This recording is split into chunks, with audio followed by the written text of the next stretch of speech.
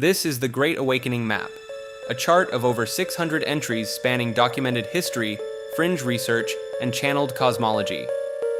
It was created in 2018 by artist Champ Parinya as an attempt to use collective consciousness to project peace into the future.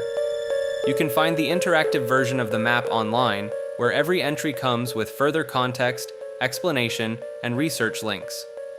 This series goes through the chart entry by entry, organized into themed clusters for ease of navigation.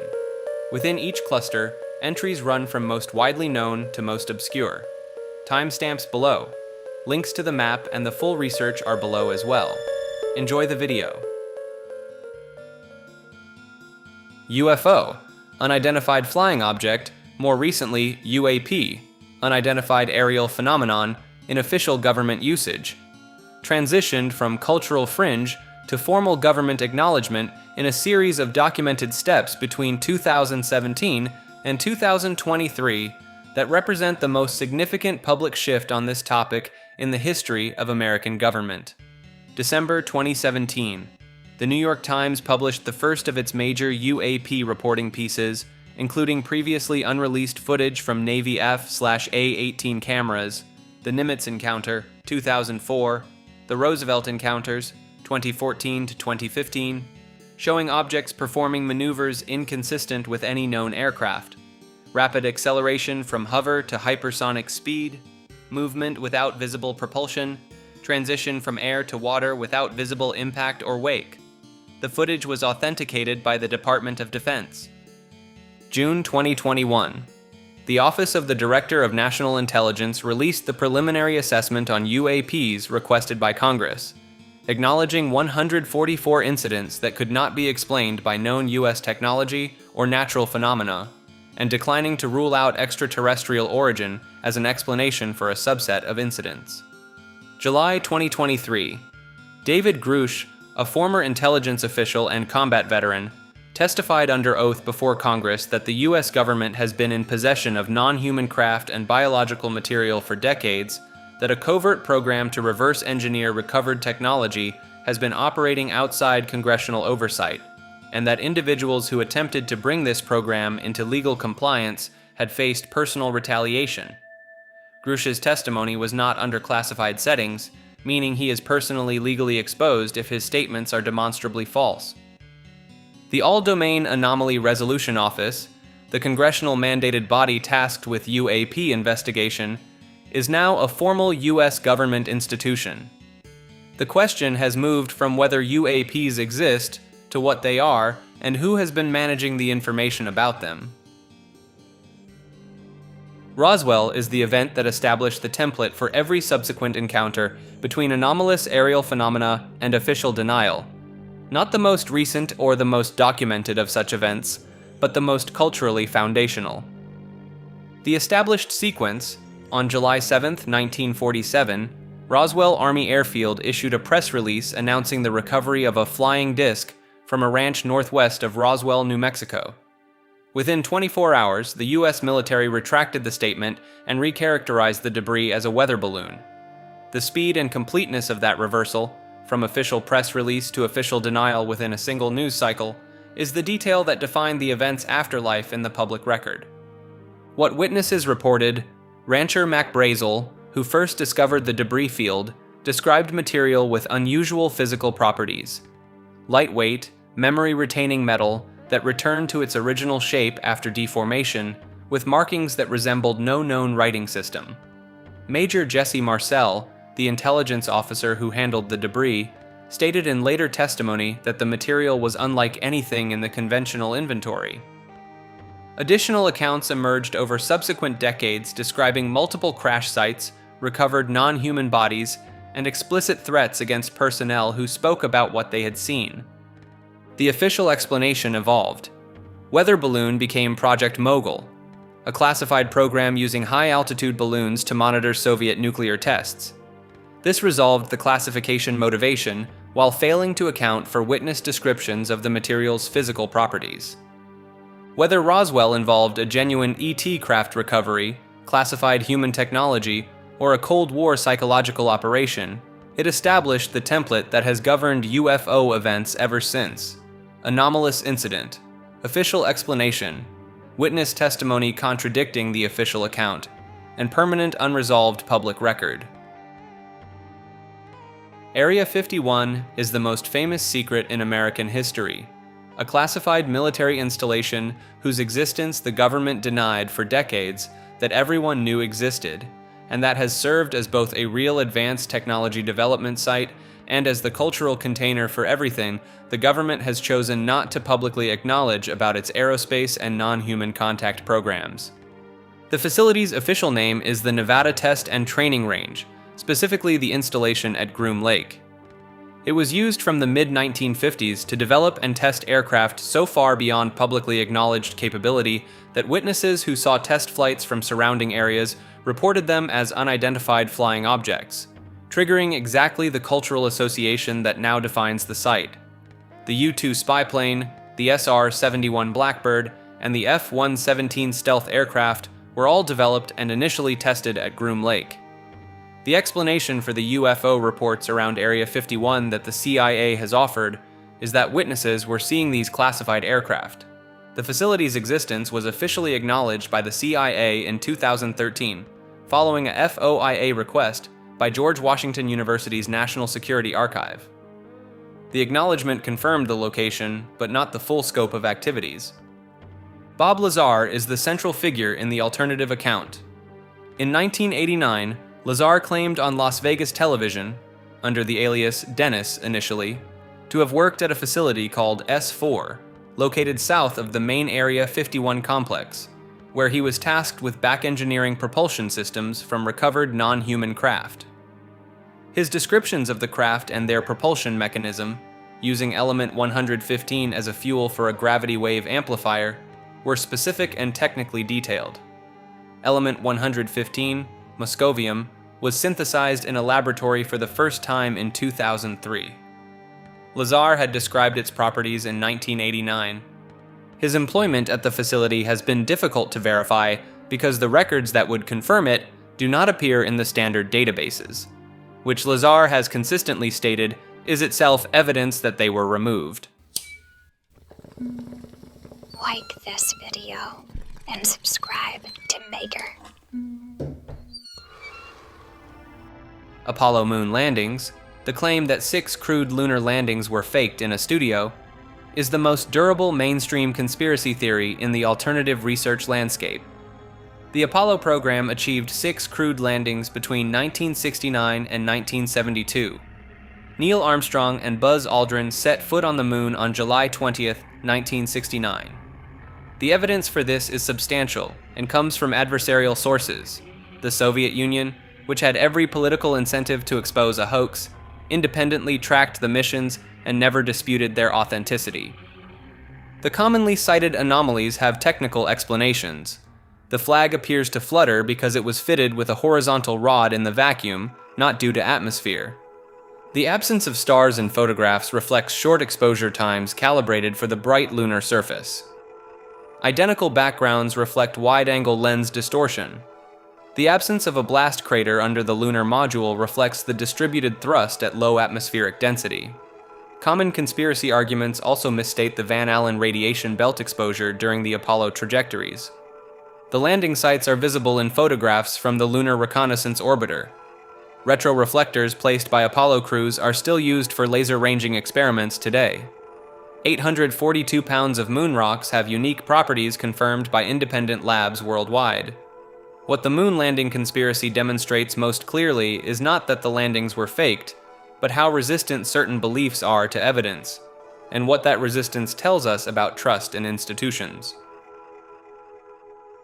Secret Space Program is the collective term for the classified space operations described across this section of the map, the aggregate of programs that, in the framework assembled by SSP researchers and witness testimony, constitute the actual human presence in space rather than the acknowledged NASA and commercial programs visible to the public. The documented foundation is established. The United States has operated classified space programs, reconnaissance satellites, signals intelligence platforms, anti-satellite systems, whose capabilities have never been fully disclosed. The NRO, National Reconnaissance Office, was itself classified and its existence denied until 1992. The MISTY stealth satellite program was acknowledged in partial form only through budget document leaks. The full inventory of U.S. space-based assets is not public.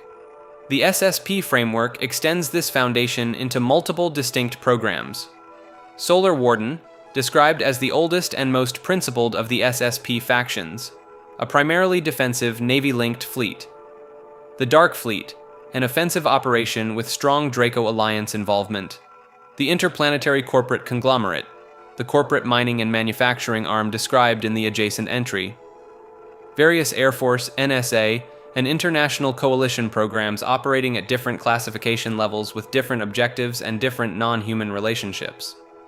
The broader concept this produces is what researchers in the field call the Breakaway civilization, a subset of humanity that has, through access to classified technology, achieved a standard of capability and a relationship to the cosmos that is categorically disconnected from the surface population it nominally serves.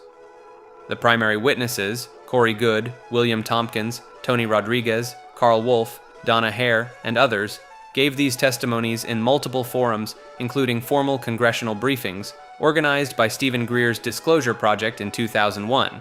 The Disclosure Project's National Press Club event, at which over 20 witnesses gave brief public testimony and promised to testify under oath before Congress, received significant media coverage for approximately 2 days and was then systematically not followed up. 2 months later, September 11th occurred. The timing is noted by researchers as consistent with the pattern of significant disclosure events being followed by events that redirect public and institutional attention. Space Force is the entry where the visible, official, and bizarre converge in ways that make the fringe reading harder to dismiss than it would otherwise be. The United States Space Force was established as a branch of the military in December 2019, the first new military branch since the Air Force in 1947. Its official mandate covers space operations, satellite defense, and the protection of space-based assets. Its existence is uncontroversial in the sense that it is publicly documented, congressionally authorized, and operationally functional. What is contested is how much of actual American space capability is visible in that official mandate. The black budget, the classified portion of the U.S. defense appropriation, has been documented at figures ranging from $50 to over $80 billion annually, with specific allocations not publicly disclosed. The National Reconnaissance Office, the National Geospatial Intelligence Agency, and several unnamed programs within the intelligence community operate space-based assets whose capabilities are not publicly specified. The gap between what is acknowledged and what has occasionally appeared in partially declassified documents or leaked contractor presentations suggests a space capability significantly in advance of what the official Space Force mission describes. The Zuma satellite, launched by SpaceX in January 2018, was initially reported as having failed to reach orbit. The satellite's owner, the US government, has never confirmed or denied its actual fate. SpaceX stated the rocket performed correctly, implying the payload reached orbit. No official account of what Zuma was or where it is has been released. Within the secret space program framework, a major cluster on this map, Space Force's establishment is understood as the partial public acknowledgement of a classified space infrastructure that has existed for decades. The public branch is the visible layer. The operational layer is what the surrounding entries describe. Buzz Aldrin appears on this map primarily in connection with 2 documented incidents that have not been resolved within the official record. The baseline context: Edwin Eugene Aldrin Jr. earned a degree in mechanical engineering from West Point in 1951, flew combat missions as a jet fighter pilot in the Korean War, and received a SCD in astronautics from MIT in 1963, making him the first astronaut to hold a doctoral degree, with a thesis on orbital rendezvous techniques that directly shaped NASA's mission planning. His testimony about what he witnessed carries institutional weight that is relevant to how it should be evaluated. The first is the reported UFO encounter during the Apollo 11 mission. Aldrin, in documented interviews over several decades, has described the crew observing an unidentified object accompanying the spacecraft during the translunar flight. The object was initially assumed to be a stage of the Saturn V rocket, but was confirmed by Mission Control to not be in that position. ALDRIN's description of the object, elongated, catching light in a way consistent with a solid structured craft rather than debris, has been recorded in his own words across multiple interviews with different interviewers, with a consistency that argues against later fabrication.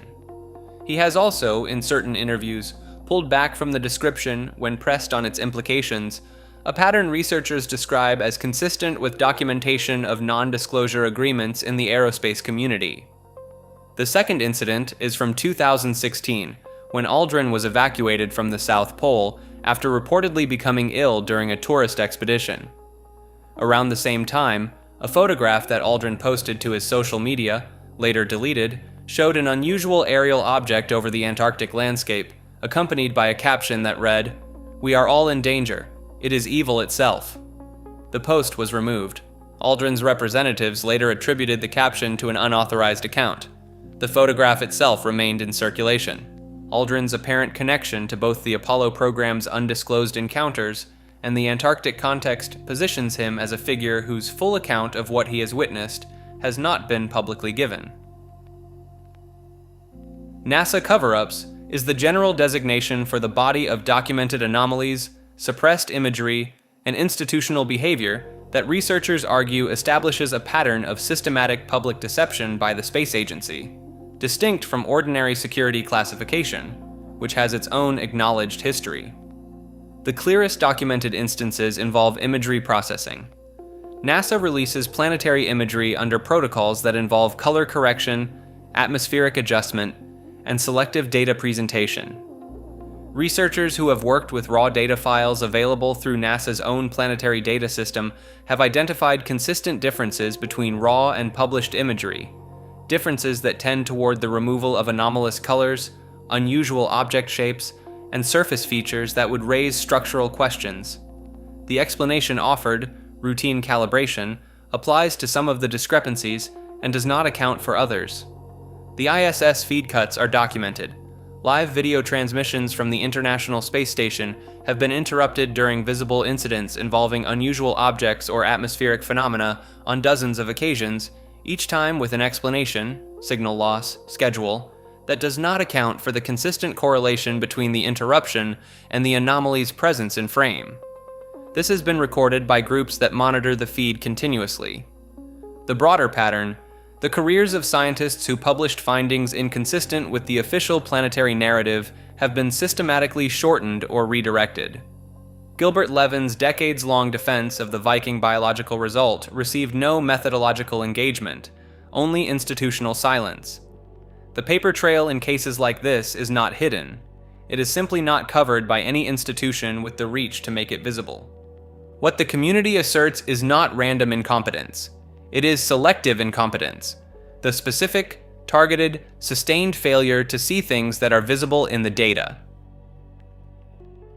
Dr. Stephen GREER is the most prominent figure in the organized UFO disclosure movement, the person who most directly translated the scattered landscape of whistleblower testimony, classified program accounts, and witness evidence into a structured political campaign aimed at congressional and executive acknowledgement.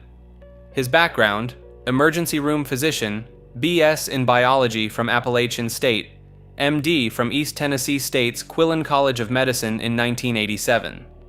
In 1990, he founded CSETI, the Center for the Study of Extraterrestrial Intelligence, based on the CE5 contact protocol, human-initiated contact with ET intelligences using meditation, coherent thought sequencing, and signal methods. The premise of CE5 is that contact is bidirectional, and that human consciousness is a sufficient instrument for initiating it. The landmark moment in his public career, the May 2001 Disclosure Project press conference at the National Press Club in Washington, where over 20 retired military, intelligence, and government officials testified on record about the UFO phenomenon and the cover-up surrounding it. The event generated significant mainstream coverage and is credited as the most significant single public disclosure event of that decade. Subsequent documentaries, Sirius, 2013, Unacknowledged, 2017, Close Encounters of the Fifth Kind, 2020, and multiple books have extended his reach. The specific point of contention within the disclosure community: GREER's categorical insistence that all ET intelligences are benevolent, and that any threatening or negative ET narrative is deliberately manufactured to justify weapons programs. Researchers who take the SSP testimony seriously, which includes descriptions of hostile ET factions, abduction programs, and negative polarity beings, regard this position as an incomplete account of a complex landscape. GREER argues the opposite, that the hostile narrative is the cover story for a staged false flag event. That debate remains unresolved. SSP whistleblowers is the category that makes the secret space program framework either more credible or more suspicious, depending on how one assesses the consistency and independence of the testimonies. The consistent features across multiple independent testimonies are the starting point. Multiple individuals who claim SSP experience, giving accounts independently and without documented coordination, describe a 20 and back service structure with memory suppression and age regression at conclusion, off-planet installations on the Moon and Mars, multiple categories of non-human intelligence with varying relationships to human programs, an internal politics within the SSP involving different factions with different agendas, and a compartmentalization so extreme that most participants know only the specific program they work within. The divergences between testimonies, details that don't match, chronologies that conflict, names that are not consistently corroborated, are taken by critics as evidence of fabrication, and by proponents as evidence that different witnesses experienced different programs at different times, consistent with the extreme compartmentalization described. The risk profile for SSP whistleblowers is essentially asymmetric. If their accounts are fabricated, they face ridicule and reputational damage. If their accounts are accurate, they face potential prosecution under classification statutes with no public interest defense, and potential physical risk from parties whose interests require the information to remain hidden. That several of the most prominent testifiers have continued speaking publicly for decades, without apparent government interference, is cited by some researchers as evidence that the accounts are not accurate, and by others as evidence that the psychological operations described in the Flat Earth PSYOP entry are sufficient to manage the disclosure without direct suppression. The Philadelphia experiment refers to an alleged 1943 U.S. Navy operation aboard the USS Eldridge in which electromagnetic field generation was said to render the destroyer invisible to radar, with reported consequences including teleportation to Norfolk, Virginia, crew members fused into bulkheads, and sailors displaced in time. The primary source was Carlos Allende, Carl Allen, who claimed to have witnessed the event from a nearby merchant vessel. The Navy officially denies any such experiment, and researchers have identified significant historical inconsistencies. Deck logs place the Eldridge nowhere near Philadelphia on the alleged date, and surviving crew have no recollection of the events. Within the broader alternative research framework, the Philadelphia experiment is presented as the origin point of technologies evolving into Project MONTAUK and the Pegasus Project. Al-Bielek claimed to be a survivor who jumped off the ship and landed in 1983 at Montauk, creating a 40-year time tunnel. Though evidence strongly suggests the story is a hoax or misinterpretation, it has become foundational mythology for theories about classified programs achieving breakthrough physics decades before public science. TR-3B refers to a triangular aircraft, the TR-3B Astra, that has appeared in thousands of independent witness reports from multiple countries since the late 1980s, that is not acknowledged in any official U.S. Air Force inventory, and that has technical characteristics described by witnesses who have engineering backgrounds as inconsistent with any acknowledged propulsion technology. The shape itself is distinctive and consistent: large equilateral triangle, with lights at each corner and a central light, moving silently or with a low hum at both extremely low and extremely high speeds, capable of hover. The descriptions have come from commercial pilots, military personnel, police officers, and civilians. The Belgian UFO wave of 1989 to 1990, produced multiple simultaneous eyewitness accounts from credible observers of triangular objects moving in formation, including visual and radar confirmation by Belgian Air Force F-16s that were scrambled to intercept. The intercept footage was released by the Belgian government.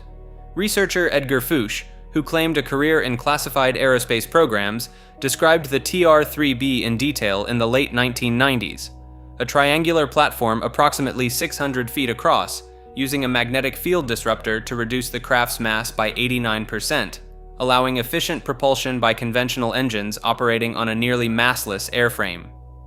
The plasma vortex system he described would, if real, produce the visual and acoustic signatures that witnesses consistently report. The TR-3B occupies the space between the visible and the classified programs. It is too consistently and independently witnessed across multiple countries, and decades to be pure fabrication, and too far from any acknowledged technology to fit comfortably in the acknowledged program. Whatever it is, it's been seen by tens of thousands of people, and no official government has claimed it. MAJESTIC MJ-12 refers to a classified committee allegedly established by President Truman in September 1947, following the Roswell incident, to manage the recovery and study of non-human technology and biological material, and to control all information about this contact at the highest classification level. The primary documentary evidence for MJ-12 consists of a set of documents that began circulating in 1984, delivered anonymously to filmmaker Jaime Shandera on undeveloped film. The documents describe the committee's establishment, its membership, 12 senior officials including CIA Director Roscoe Hillenkoetter, Defense Secretary James Forrestal, and Vannevar Bush, and its operational mandate. Some of these documents have been assessed as consistent with 1940s-era government document formatting. Others have been identified as containing anachronisms. The FBI investigated the documents and classified them as forgeries. The investigation did not establish who made them. The argument that runs through this entry: if a program like MJ-12 existed, the most effective way to prevent its disclosure would be to flood the information space with forged MJ-12 documents, ensuring that any genuine disclosure would be immediately associated with documents already labeled fraudulent, and that MJ-12 documents are forged would be the established consensus before any authentic material appeared. James Forrestal, the Secretary of Defense named in the original MJ-12 documents, was found dead at Bethesda Naval Hospital in May 1949, having fallen from a high window while under psychiatric care. He had reportedly been agitated about external threats and attempting to communicate information that colleagues had found alarming. His death was ruled self-inflicted. Questions about the circumstances have been raised by researchers for decades. The UAP disclosure events of 2017 to 2023, described in the UFO entry, represent what some researchers in this field describe as the partial, managed surface of the MJ-12 control structure beginning to release information it has held for over 70 years. The MONTAUK project centers on claims that the US government ran classified experiments, time travel, teleportation, mind control, and extraterrestrial contact, at Camp Hero, a decommissioned Air Force station on the eastern tip of Long Island. The narrative originated primarily with Preston Nichols and Al Bielek, who said they recovered suppressed memories of their own participation. Key claims include a powerful radar dish used to amplify psychic powers and open portals through time and space, with children allegedly abducted as test subjects. The base's actual history is publicly documented. Decommissioned in 1981, converted to a state park, with its distinctive AN/FPS-35 radar tower still standing as the iconic image of the legend.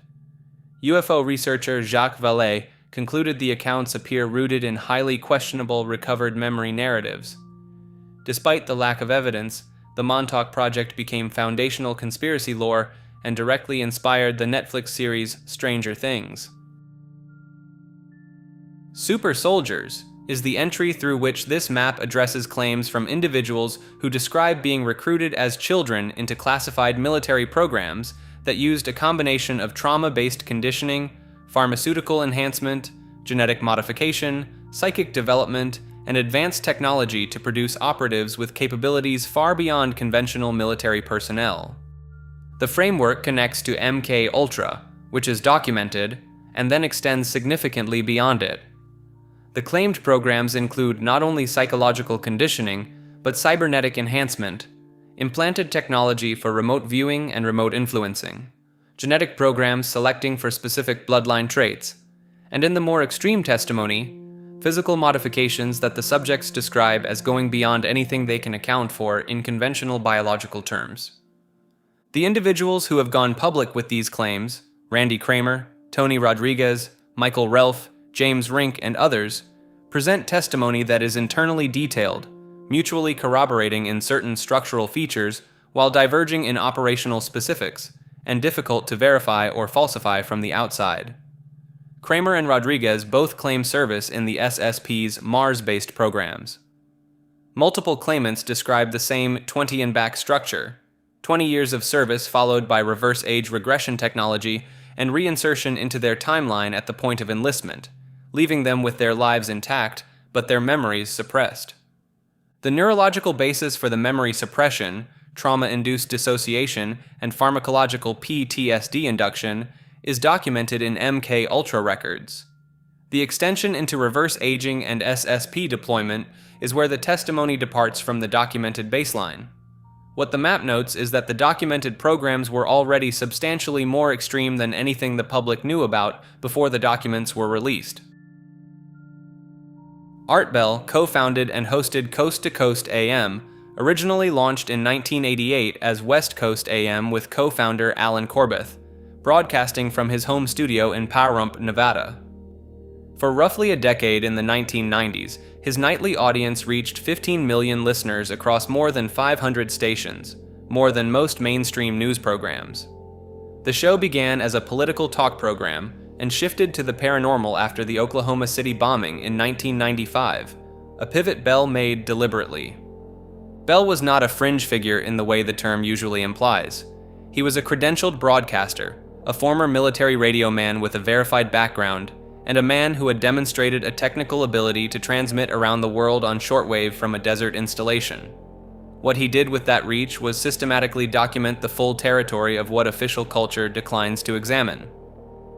His most significant interview subjects were not conspiracy theorists in the stereotyped sense. They were engineers, former intelligence analysts, researchers with institutional affiliations who had arrived at conclusions their institutions found inconvenient. Phil Schneider, a former government geologist who claimed to have been present during a violent underground encounter between military personnel and non-human entities at Dulce, New Mexico, gave his most detailed account on Bell's program before being found dead in his apartment in 1996. The official finding was suicide. Schneider had spent months prior publicly stating that attempts had been made on his life. Bell's sudden departures from the program, he left abruptly on multiple occasions, were accompanied by explanations that changed each time, and by a documented pattern of harassment he described as targeting his home and family in ways that escalated after specific broadcasts.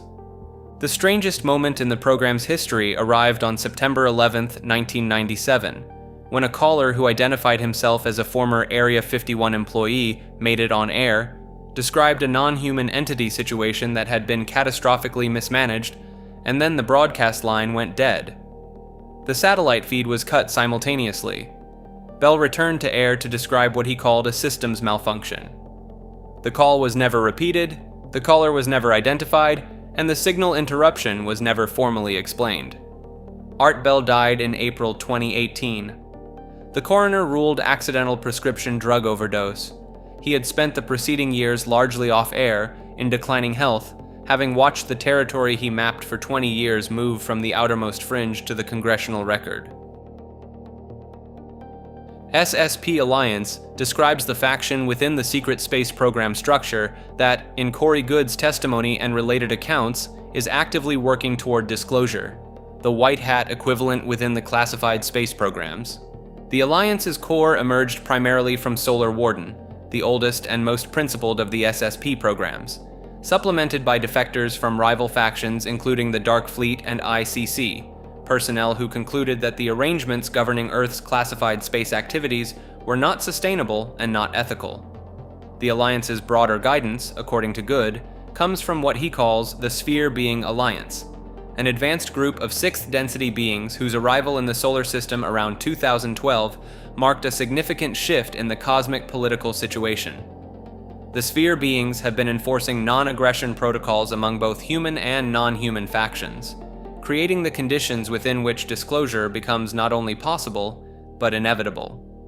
The Alliance's stated objectives are specific: ending the financial tyranny and debt slavery systems described in this map's lower sections, releasing free energy and other suppressed technologies to humanity, achieving full disclosure of extraterrestrial contact and classified program histories, and transitioning Earth's population toward a higher state of awareness and freedom compatible with participation in the galactic community.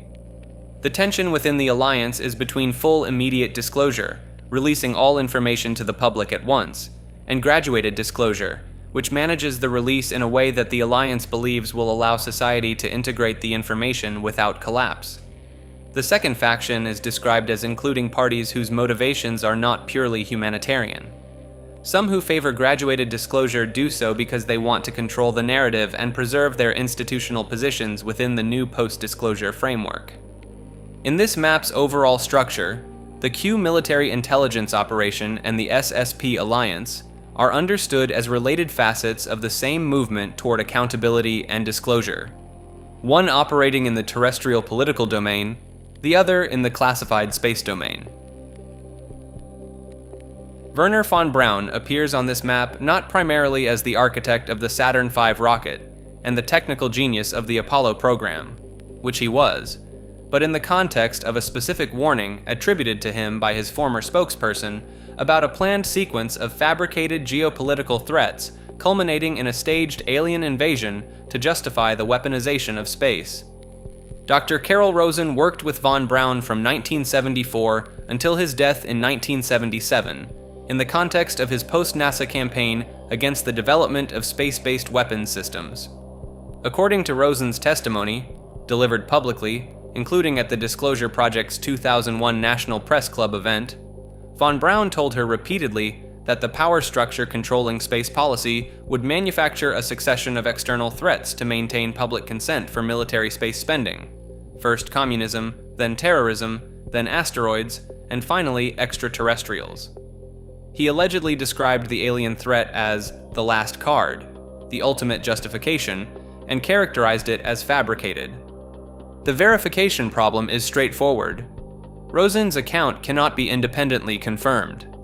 No written records from Von Braun are known to corroborate these specific conversations. She worked with him during the final years of his life.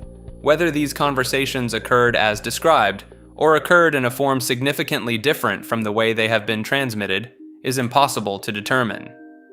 What can be assessed is the framework's predictive accuracy and its alignment with other documented programs.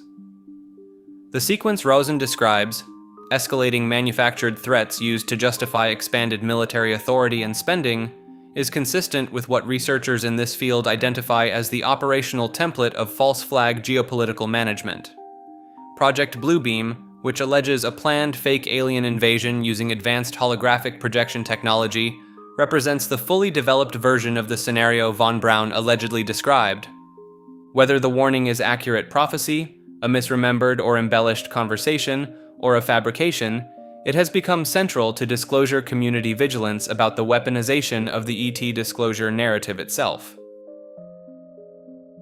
Battle of Los Angeles refers to a documented event of February 25, 1942, less than 3 months after Pearl Harbor, in which the United States Army fired approximately 1,400 anti-aircraft shells over Los Angeles in response to an aerial target that was tracked across the sky for several hours, but never shot down, never identified, and never explained.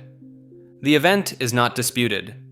The Los Angeles Times published photographs the following morning showing searchlight beams converging on a dark object over the city. The object was visible to thousands of observers. The anti-aircraft fire was witnessed by hundreds of thousands of residents. 3 people died of heart attacks during the event. 4 were killed in automobile accidents in the chaos. Several buildings were damaged by falling shell casings. The official explanation shifted over time. On February 25, 1942, Secretary of the Navy Frank Knox held a press conference describing the event as a false alarm caused by war nerves and weather balloons. The following day, Secretary of War Henry Stimson issued a statement that contradicted Knox, describing the object as real and unidentified, possibly a small commercial aircraft used for psychological effect. The contradicting official statements were never reconciled. Modern re-examination of the photographs, using digital enhancement and computational analysis, has produced assessments ranging from weather balloon to indeterminate structured object to formation of multiple objects. What was not destroyed by 1,400 artillery rounds and is not in any subsequent inventory of recovered materials is one of the open questions the event leaves. The Battle of Los Angeles occurred 14 months before the first acknowledged Nazi V weapons test and 5 years before Roswell. Its placement in the timeline of events that this map tracks is deliberate. Breakaway Nazis is the entry through which this map connects the documented historical fact of Operation Paperclip, the transfer of over 1,600 Nazi scientists into US institutions after World War II, to the considerably less documented claim that a significant portion of the Third Reich's most advanced research programs survived the war not by surrender, but by relocation. Operation Paperclip is not a theory. It is documented in declassified records. The US Army's Joint Intelligence Objectives Agency recruited Werner Von Braun and his rocket team, Hubertus Strughold for aerospace medicine, Walter Schreiber for biological research, and dozens of others whose records were sanitized before they entered American institutions. The Breakaway thesis extends this into a claim about what went to Antarctica, rather than to the United States. The Neuschwabenland expedition of 1938-39 mapped a large section of the Antarctic continent, and the subsequent establishment of a German base, called Base 211 or New Swabia in this tradition, is the foundation of the claim that a core of the Nazi leadership, its most classified research, and its advanced aerospace programs relocated there rather than being captured. The Wunderwaffe programs, the Bell device, disc-shaped aircraft, and related anti-gravity research are positioned as having been continued at this location. The US Navy's Operation High Jump in 1947, Admiral Byrd commanding a military task force of 4,700 men and multiple warships to explore Antarctica for 8 months, cut short after only 2, is interpreted in this framework as a failed military action against an established installation. What Byrd encountered in the testimony attributed to him, flying objects that fly from pole to pole at incredible speed, is the detail that ties this entry to every aerospace-related entry on this map. Solar Warden is the name most commonly associated with the alleged first fully operational secret space fleet, the program described in testimony and in documents encountered during Gary McKinnon's computer intrusion as a military operation specifically dedicated to patrolling and protecting the solar system. McKinnon's accounts are the most publicly documented entry point. During his 2001 to 2002 intrusions into US military computer systems, he reported finding spreadsheets listing non-terrestrial officers and fleet-to-fleet transfers, and documents referencing Solar Warden as a named program under the US Naval Network and Space Operations Command, NNSOC. The US government spent over a decade pursuing his extradition, which researchers have noted is an unusual expenditure of diplomatic capital for what officials publicly characterized as the work of a lone hacker looking for UFO files. The fleet composition as described in testimony: massive carrier vessels, some estimated at up to 2 kilometers in length, alongside fighters, triangular shuttlecraft, research and hospital vessels, troop transports, and supply ships. The program structure. Solar Warden predates the more advanced SSP programs described elsewhere on this map. It was the first generation, using technology advanced relative to public aerospace, but primitive relative to what came later, built primarily on reverse-engineered craft and zero-point energy systems. Dr. Edgar Mitchell, Apollo 14 astronaut, 6th person to walk on the moon, stated in a 2015 interview that contacts within government had confirmed Solar Warden as a real program. Mitchell had a career of unusual public statements for a former NASA astronaut, including sustained advocacy for UAP transparency. The public acknowledgement of Solar Warden by any sitting official has not occurred. The question is whether the UAP disclosure process currently underway is the beginning of that acknowledgement. Cosmic Disclosure is both the name of a television program that brought SSP testimony to its largest audience and a concept central to the MAPS framework. The idea that a formal, structured public acknowledgement of the non-human contact and classified space program realities is both imminent and inevitable. The Cosmic Disclosure series, produced by Gaia, formerly Gaiam TV, ran from 2015 to 2020 and featured extended interviews with Corey Goode and other SSP witnesses conducted by David Wilcock. It reached an audience of millions of subscribers and was the vehicle through which Goode's specific testimony became the primary reference point for the SSP research community. The concept of disclosure, its form, its content, its timing, and who controls it, is the central strategic question in this section of the map. The gradients range from full immediate disclosure, release all information simultaneously, trust the public to integrate it, to managed disclosure, controlled release by parties who are also protecting their own institutional positions, to permanent suppression, maintain the current classification regime indefinitely.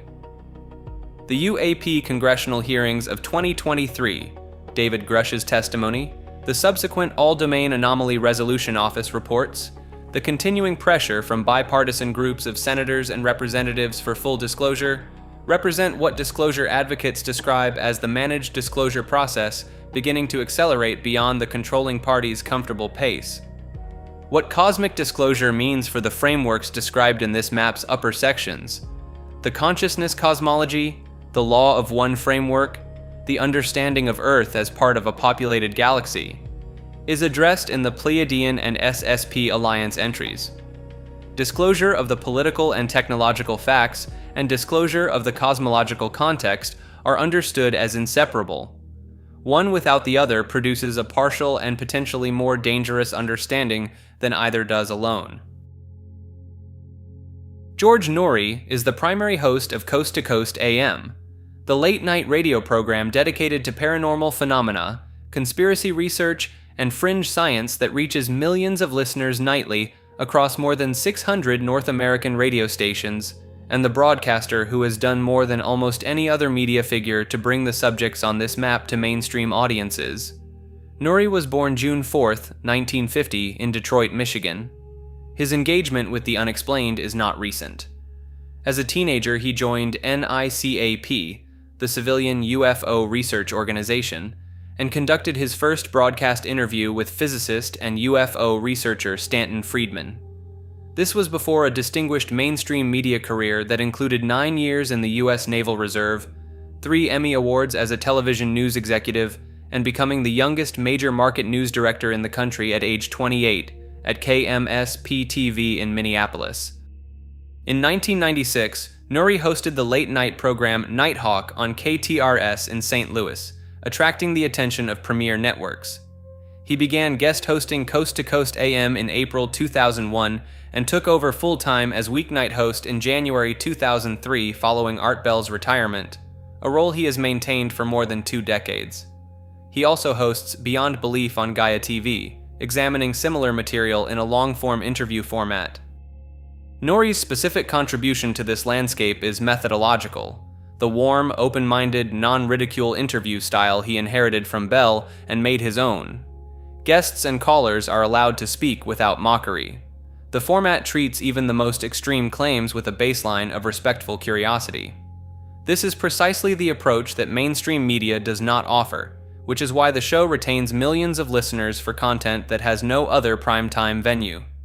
The show's scope under Noory has covered alien abductions, time travel, remote viewing, government cover-ups, near-death experiences, psychic phenomena, and consciousness research, functioning as the largest ongoing public forum for the alternative research community in North America. The Disclosure Project is the organization that turned SSP and UAP witness testimony into a formal public record, and whose May 9, 2001 event at the National Press Club in Washington, D.C. remains the single most significant public disclosure event in the research community's history.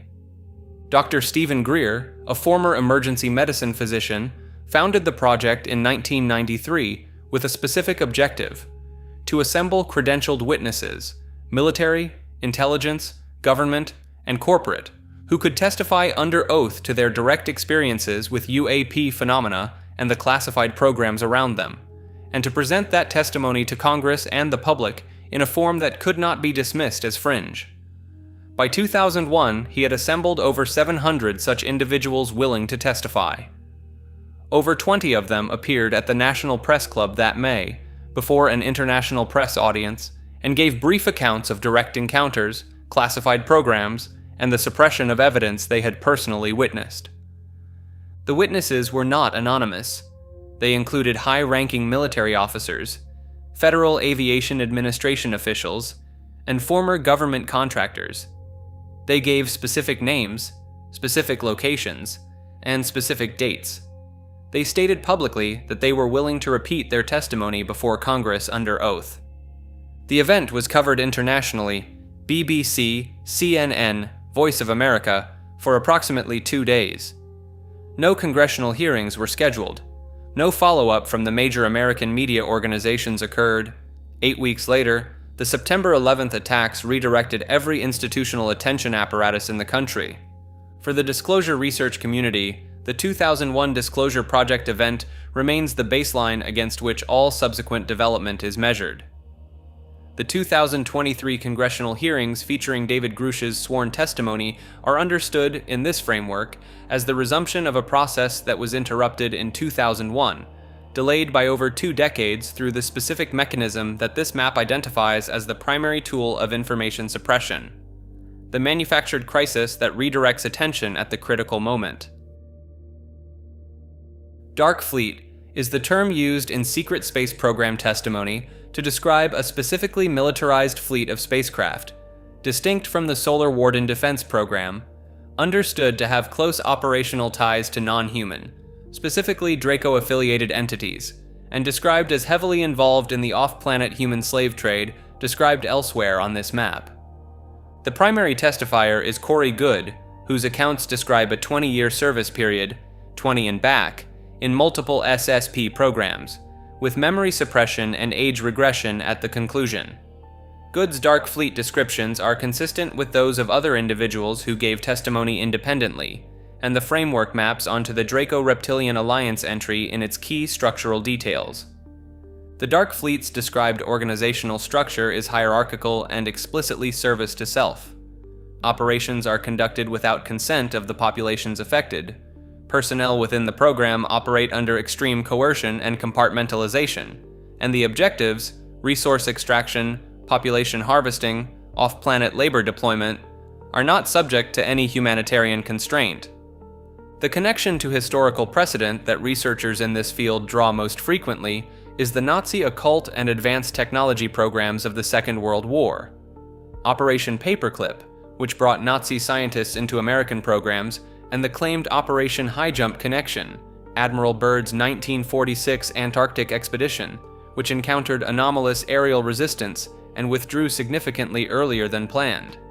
The continuity hypothesis holds that elements of the Nazi scientific program did not end in 1945, but were incorporated into a classified international effort that ultimately produced the Dark Fleet's current form. William Tompkins, a former aerospace engineer who worked at Douglas Aircraft Company, described in Before We Go Extinct, 2017, receiving briefings about extraterrestrial involvement in Nazi advanced technology programs, briefings he claims he was given as a young Navy intelligence operative in the 1940s. Top secret classification as an entry on this map is not about classification in general, but about the specific architecture of compartmentalized secrecy that has been built within the US government since the National Security Act of 1947, an architecture that its own participants have described as having escaped any meaningful democratic control. The basic structure is documented. Top secret, as the name is conventionally understood, is not the highest level of classification. Above it sit sensitive compartmented information and special access programs, SAPs, which are further subdivided into acknowledged and unacknowledged categories. Unacknowledged SAPs are programs whose existence cannot be confirmed to individuals without specific need to know, including to members of Congress who sit on oversight committees. Senator Daniel Inouye, chair of the Senate Iran-Contra Committee, stated publicly in 1987, "There exists a shadowy government with its own Air Force, its own Navy, its own fundraising mechanism, and the ability to pursue its own ideas of the national interest, free from all checks and balances, and free from the law itself." This is not a fringe claim. It is a senior senator's sworn description of what his investigation found. The black budget, the portion of U.S. defense and intelligence spending that is classified, was revealed by the Snowden documents to be approximately $52.6 billion in 2013 for the intelligence community alone, not including classified military programs. The programs funded by this budget are not subject to the appropriations process in any form that the full Congress can review.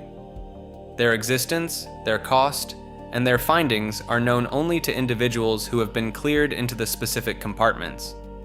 What those programs have found, specifically what the programs adjacent to the UAP investigation, the recovered materials programs, and the advanced physics research programs have produced, is the core question that the classification architecture is designed to prevent from being answered. Nazi breakaway groups is the designation for the organizations that continued operating after the official defeat and dissolution of the Third Reich in 1945, maintaining ideological continuity, institutional infrastructure, and in some versions, advanced technological programs in locations outside the reach of post-war Allied authority. The documented baseline, Operation Paperclip transferred over 1,600 German scientists, engineers, and technical specialists into the United States government and military-industrial apparatus. The program was classified and involved the active suppression of some participants' war records. Werner Von Braun, who led the development of the V-2 rocket and later directed NASA's Marshall Space Flight Center, is the most prominent example. The technology transfer was real, documented, and transformative for American aerospace and intelligence capabilities. The breakaway claim extends this, that the most advanced programs, specifically those involving propulsion technology that exceeded conventional aerospace, and those involving contact with or exploitation of non-human intelligence sources, were not absorbed into the American system, but continued under independent control. The Antarctica hypothesis places the primary operational base of this continuing program in a territory that remained outside post-war occupation. Certain researchers argue that the transfer of German scientific personnel into NASA and the intelligence community constituted not just a technological import, but an ideological one. That specific belief systems held by the SS inner circle, including contact with non-human entities and the use of mediums for technical information, were carried into the institutions that received these personnel and continue to influence them. The Dark Fleet is presented in SSP testimony as the extraterrestrial-facing arm of this breakaway civilization. U.S. Navy Space Fleet refers to what proponents of the secret space program thesis describe as a parallel aerospace infrastructure, known within disclosure circles as Solar Warden and said to operate under Naval Network and Space Operations Command, NNSOC, operational since at least the 1980s, whose capabilities significantly exceed anything in the publicly acknowledged space program. The fleet is described as consisting of 8 cigar-shaped capital ships, approximately 2 kilometers long each, supported by 43 smaller disc-shaped scout craft and various auxiliary vessels. Personnel are allegedly recruited from conventional Navy ranks and may serve under what researchers describe as the 20 and back protocol, a 20-year classified service term followed by age regression procedures and return to civilian life with suppressed memories. The public disclosure timeline for advanced aerospace technology has a consistent pattern. Systems that were denied for years or decades are eventually declassified, and the gap between classified and publicly acknowledged capability becomes visible. The SR-71 Blackbird flew operational missions for years before its existence was confirmed. The F-117 stealth fighter was similarly concealed. The operational principle, that a meaningful portion of U.S. aerospace capability is classified from public disclosure, is not contested. The question the secret space program framework raises is about the magnitude of that gap. Gary McKinnon, a British hacker who accessed U.S. military computer systems in 2001 and 2002, reported finding spreadsheet files listing names under the heading non-terrestrial officers, and references to ship-to-ship transfers involving vessels he could not match to any publicly acknowledged naval vessel. He described the systems he accessed as belonging to U.S. Space Command. The U.S. government sought his extradition for over a decade, an investment of legal resources that researchers note exceeded the cost of any plausible prosecution for simple hacking. William Tompkins, a retired aerospace engineer who worked with the Douglas Aircraft Company and claimed to have been involved in classified Navy programs beginning in the 1950s, provided detailed accounts of designing spacecraft before his death in 2017. His employment history at Douglas was confirmed. The nature of his specific classified assignments was not. The Space Force, established as a formal military branch in 2019, was presented publicly as a new initiative. The framing did not address what, if any, infrastructure was already operational under prior classification arrangements. Wright-Patterson AFB-UFO crash recovery is the thread that connects the most famous event in modern UFO history, Roswell, 1947, to the institutional infrastructure that would have processed what was recovered, and that connection is not entirely speculative. Wright-Patterson Air Force Base in Dayton, Ohio houses the Air Force Research Laboratory, the Air Force Institute of Technology, and the National Air and Space Intelligence Center. The institutional concentration of aerospace intelligence analysis in the United States. It was the designated destination for the recovered material from Roswell in the contemporary accounts, and for subsequent crash recoveries in the testimony of former military personnel. Senator Barry Goldwater, a brigadier general in the U.S. Air Force Reserve and a member of the Senate Armed Services Committee, stated publicly and on multiple occasions that he had been denied access to the facility at Wright-Patterson known in this community as Hangar 18, where recovered materials were reportedly stored. His requests were denied by General Curtis LeMay, who told him, in Goldwater's account, to never mention this subject again. Goldwater made this statement not once but repeatedly, in press interviews over decades, with the specific irritation of a man whose security clearance was otherwise extremely high. The testimony from former military and intelligence personnel claiming to have seen non-human materials or biological specimens at Wright-Patterson spans 5 decades and multiple independent sources. None of it is documentary evidence. The institutional architecture described, secured vaults, compartmentalized access, no paper trail, is consistent with how classified programs within that classification level actually operate. Linda Moulton Howe occupies a position in this research community that no other figure does. An Emmy Award-winning investigative journalist whose work in mainstream television eventually led her to the same body of anomalous evidence that the community's self-trained researchers had been documenting for decades, and who brought professional journalistic standards to material that mainstream media had abandoned. Her career began in Colorado television, and her 1980 documentary A Strange Harvest, an investigation of cattle mutilations across the American West, won her a regional Emmy Award and brought national attention to cases that local authorities had been documenting without resolution for years. What she found? Over 10,000 cases globally of precisely surgically altered animals, with specific organs removed with incision precision that exceeded available veterinary tools, no blood at the scene, no tracks around the carcass, and in many cases evidence of aerial delivery and removal. The conventional predator explanation did not address the precision. Her 1989 book, An Alien Harvest, extended the investigation and reached a conclusion that her television career had not prepared the public to receive. She holds a B.A. cum laude in English literature from the University of Colorado, and completed master's degree coursework at Stanford on a fellowship. A credential structure that distinguishes her from most researchers in this space, though the credential structure matters less than what she has actually documented across 4 decades of fieldwork. Her subsequent work encompassed crop circle formations, UAP close encounters, military witness testimonies, and abduction phenomena. The Earth Files platform she operates continues publishing ongoing research, including whistleblower testimony and scientific anomalies. She has been a regular contributor to the History Channel's Ancient Aliens, and a frequent guest on Coast to Coast AM. The consistent quality of her fieldwork, the specificity of her documentation, and the professional standards she applies to sources she ultimately reports make her archive one of the most substantial in the field. Project Looking Glass is the classified program claim that sits closest to the deterministic end of the map's cosmological spectrum. The proposition that the future has already been viewed, that the information was used, and that what is now unfolding was anticipated. The technology, as described by Dan Burish, who claimed to have worked at the S4 facility within the Area 51 complex, consisted of spinning rings of electromagnets around a rotating cylinder with specific gases, argon among them, injected to produce what Burish described as a pearlescent sphere capable of projecting images of probable future and past events.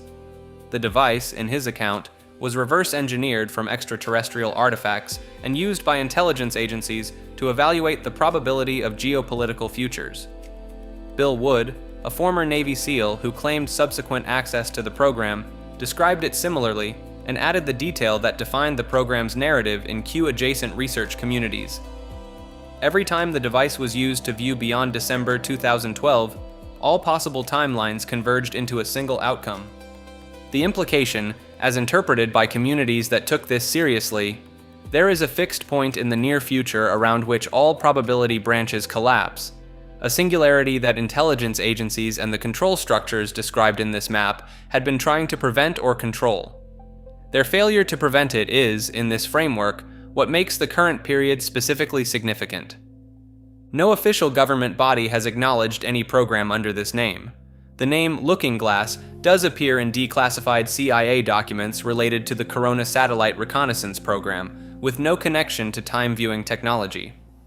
Burish's and Wood's testimonies are unverifiable by conventional documentary means.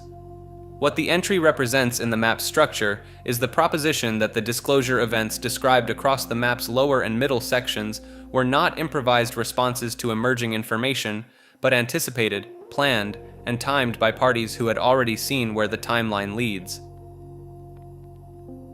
Richard Dolan is widely regarded as the most credentialed academic historian to have dedicated his career to the UFO phenomenon and the architecture of government secrecy that has surrounded it, bringing the methodological standards of serious historical scholarship to a field that has often been characterized by the opposite. Dolan's academic background is in history. He studied at Alfred University and Oxford before completing graduate work at the University of Rochester, where his focus was U.S. Cold War strategy, Soviet history, and international diplomacy. It was this deep immersion in the culture of classification systems, intelligence operations, and the gap between official narratives and documented reality that led him to the UFO subject, which he recognized as embedded in exactly the national security apparatus he was trained to analyze. The landmark work, UFOs and the National Security State, published in 2 volumes covering 1941 to 1973 and 1973 to 1991, is the most rigorous scholarly treatment of the UFO cover-up in the literature. Rather than arguing from witness accounts or experiential testimony, Dolan built his case from declassified government documents, congressional records, military reports, and whistleblower accounts synthesized through the framework of Cold War institutional history. The books established that UFO secrecy was not an artifact of early public relations management, but a sustained institutional response embedded in the highest levels of the national security state. Subsequent works, AD After Disclosure, co-authored with screenwriter Bryce Zabel, is a rigorous speculative analysis of what societal transformation would follow official acknowledgement of an extraterrestrial presence, covering institutions, religions, economics, and psychology. The Alien Agendas examines what the behavior patterns across the full contact literature suggest about the motivations and goals of non-human intelligences. UFOs for the 21st Century Mind provides an accessible single-volume survey. Dolan is also credited with popularizing the breakaway civilization concept, the hypothesis that classified technology programs have created a human group with sufficient technological advantage to have effectively separated from surface civilization. He hosts The Richard Dolan Show and maintains a membership platform offering original research content. His careful, evidence-anchored approach is the primary thing that distinguishes him from the more speculative voices in the field he shares intellectual territory with. Project Paperclip, officially Operation Paperclip, is not a theory. It is a declassified, documented U.S. intelligence program that recruited over 1,600 German scientists, engineers, and technicians following World War II, many of them former Nazi Party members, some with direct involvement in human experimentation and war crimes. Their knowledge of rocketry, jet propulsion, and aerospace accelerated American Cold War programs. Werner Von Braun, who became NASA's chief architect, was among them. What the program required was systematic falsification. Nazi pasts were whitewashed, records were altered, and immunity was granted to individuals the State Department had flagged as security threats. The ethical controversy is not disputed. It is part of the declassified record. Its significance within alternative research extends beyond the specific crimes. Paperclip proved that the US government will conduct large-scale secret operations, falsify official records, and conceal morally compromising alliances when deemed strategically necessary, at a scale involving 1,600 people, running for over a decade without public knowledge. That proof functions as a reference point for every subsequent claim that something similar was done. The VRIL Society is alleged to have been a secret occult organization active in early 20th century Germany, whose esoteric knowledge and claimed contact with extraterrestrial beings influenced the rise of Nazism. The name derives from VRIL, a fictional energy source from Edward Bulwer Lytton's 1871 science fiction novel, The Coming Race. The existence of an actual VRIL society as a historical organization was first asserted, without primary documentation, by French authors Louis Pauwels and Jacques Bergier in their 1960 book, The Morning of the Magicians.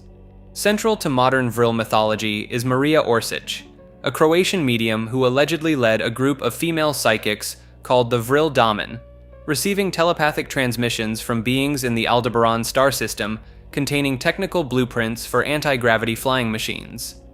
The women reportedly kept their hair extremely long, believing it functioned as psychic antennae. Historical evidence for Orsic's existence is disputed. No authenticated photographs or contemporary documents about her or her group have been verified. No authentic Nazi documents reference a VRIL society or alien technology transfer, and no Allied intelligence reports from World War II mention such an organization. Scholarly consensus holds that the VRIL Society is a post-war literary creation subsequently mistaken for historical reality. Black Project Aerospace refers to classified aircraft and spacecraft development programs operating through unacknowledged special access programs, with compartmentalized security exceeding top secret clearance, funded through unaudited black budgets, and exempt from congressional oversight or public acknowledgement. The historical record establishes the pattern. The SR-71 Blackbird, F-117 Nighthawk, and B-2 Spirit Bomber all operated for years before public disclosure. Each represented technology 20 to 50 years ahead of public knowledge at deployment. Disclosure researchers argue this gap has widened with reverse-engineered extraterrestrial craft technology, with operational anti-gravity propulsion systems and potentially faster-than-light capable vessels at classified facilities, including Lockheed's Skunk Works, Area 51's S-4 section, and Northrop's Antelope Valley sites. Witnesses, including aerospace engineers and military personnel, describe disc-shaped and triangular craft-performing maneuvers, silent hovering, instantaneous acceleration, 90-degree turns at hypersonic speeds during work at classified facilities. The TR-3B triangle is among the most consistently reported. Alleged funding mechanisms include siphoned appropriations, drug trafficking proceeds, and compartmentalized corporate accounting that converts breakthroughs into proprietary intellectual property outside government control. The argument: if you were maintaining this secret, this is exactly what the funding and oversight architecture would look like. Paul HELLYER served as Canada's Minister of National Defence under Prime Minister Lester Pearson from 1963 to 1967, overseeing the controversial unification of Canada's three armed services into a single Canadian Forces, one of the most significant military restructurings of any Western nation in the 20th century. He was first elected to Parliament in 1949 at age 25, the youngest person elected to that point, and maintained one of Canada's longest political careers spanning multiple parties. In September 2005, at age 82, he publicly announced his belief in the reality of UFOs and extraterrestrial life, becoming the highest-ranking former government official of a G8 nation to make such a statement. He subsequently testified at the Citizens' Hearing on Disclosure in Washington, D.C. in 2013, claiming that as many as 80 extraterrestrial species had visited Earth, that at least 4 were active on the planet, and that governments had been in possession of reverse-engineered alien technology, including free energy devices, for decades. He argued that releasing those technologies could help address climate change. He authored several books on disclosure and continued appearing in alternative media until his death on August 8, 2021, 2 days after his 98th birthday. His significance within disclosure advocacy was never his specific claims, which remain unverifiable. It was his institutional standing, a former cabinet minister of a G8 nation holding a security clearance that would have given him access to sensitive intelligence, publicly and repeatedly stating that ET contact is real, classified, and being withheld. Soft disclosure is the theory that the gradual release of UAP-related information by government and military entities since 2017 is not an accidental breakdown of the secrecy architecture, but a managed acclimation process, a deliberate strategy for introducing the existence of non-human intelligence to the public in a sequence designed to prevent the psychological and social disruption that an abrupt revelation would cause. The observable record since 2017. The New York Times story revealing the Pentagon's Advanced Aerospace Threat Identification Program, AATIP. The release of the Nimitz, Gimbal, and Go Fast Navy pilot videos. The establishment of the UAP Task Force. Congressional hearings with military witnesses in 2022 and 2023, and the proposed UAP Disclosure Act. Each step has moved the official position closer to formal acknowledgement without reaching it. The entertainment media layer. Soft disclosure theory identifies Hollywood science fiction, Close Encounters of the Third Kind, E.T., Contact, Arrival, and more recent productions, as predictive programming. Content designed to familiarize audiences with contact scenarios, ET appearance and behavior, and the emotional experience of adjusting to a non-human presence. This is the function critics like GREER argue some alien threat narratives serve in reverse, preparing audiences for a fear-based contact framing that would justify weaponization of space. By 2026, the soft disclosure framework has moved from fringe theory to a position seriously entertained by mainstream national security researchers. The question is no longer whether something is being disclosed, but how much is being withheld and by whom. William Tompkins occupies a different evidentiary position from most SSP testifiers because his professional biography is partially verifiable, and his claims about his earliest experiences are specific enough to be assessed against available records. Tompkins worked as a draftsman, engineer, and eventually senior systems engineer at Douglas Aircraft Company, then at TRW and various other aerospace contractors, across a career spanning from the 1940s to the 1980s. His employment history is documented. His security clearances were real. His colleagues at Douglas, including those who have given corroborating statements about the internal culture of the Skunk Works. Adjacent projects he participated in include named individuals.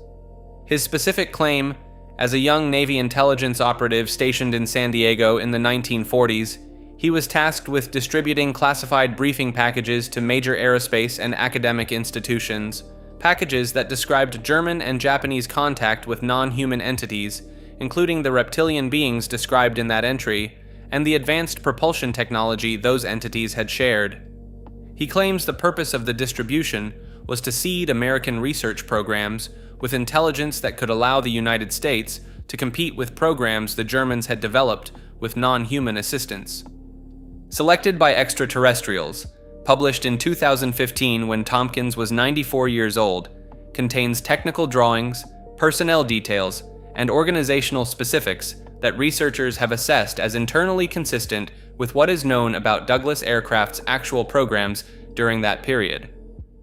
Dr. Robert Wood, a former McDonnell Douglas physicist, authenticated the documents in the book as consistent with the period and the organizational culture described. Tompkins died in 2017. The full record of his early intelligence work, if it exists in government archives, has not been released. USAF Military Industrial Complex Secret Space Program describes what SSP researchers identify as the most human-controlled and most terrestrially oriented of the programs in the classified space architecture, the faction most closely aligned with conventional military and defense contractor interests, as distinguished from the ICC's corporate agenda and the Solar Warden defense mandate. The entry begins with a president, Eisenhower's January 1961 farewell address, in which he warned of unwarranted influence, whether sought or unsought, by the military-industrial complex, is interpreted by disclosure researchers not merely as general institutional caution, but as coded reference to a specific merger of defense corporation, profit motive, and military power that had, by that point, achieved an operational independence from elected government. Eisenhower had himself met with non-human intelligence, in at least some accounts, and understood what the industrial apparatus was being built to interface with. The key institutional players, Lockheed Martin's Skunk Works division in Palmdale, Northrop Grumman, Boeing, Raytheon, and SAICs. Corporations with classified contracts, unaudited black budgets estimated at $50 billion or more annually, and facilities where advanced technology is developed outside congressional oversight. The revolving door between defense contractors, Pentagon leadership, and intelligence agencies creates structural incentives to maintain secrecy and perpetuate the conditions that justify continued classified development. The MICSSP designation appears in Corey Goode's testimony as a distinct program from Solar Warden, operating with different objectives and a different command structure. Its primary interest, as he describes it, is in maintaining terrestrial power structures, using off-planet capabilities to enforce the control systems described in this map's lower sections. Ben Rich, Johnson's successor at Skunk Works, was quoted in multiple accounts as having said, in his final years, that we already have the means to travel among the stars, but these technologies are locked up in black projects, and it would take an act of God to ever get them out to benefit humanity. Rich died in 1995.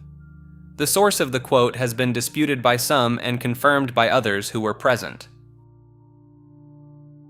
Corey Goode is the SSP whistleblower, whose testimony has been the single most influential source in the modern disclosure community, both because of its internal detail and consistency, and because of the sustained controversy about its accuracy.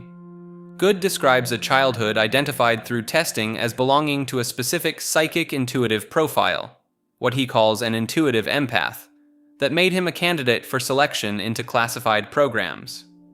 His service, as he describes it, began in childhood and included work within multiple SSP programs spanning from 1987 to 2007, 20 years of service across Solar Warden, defensive operations, research vessels studying ancient ruins throughout the solar system, and delegate roles in Superfederation Council meetings, where the extraterrestrial groups overseeing Earth's development convened.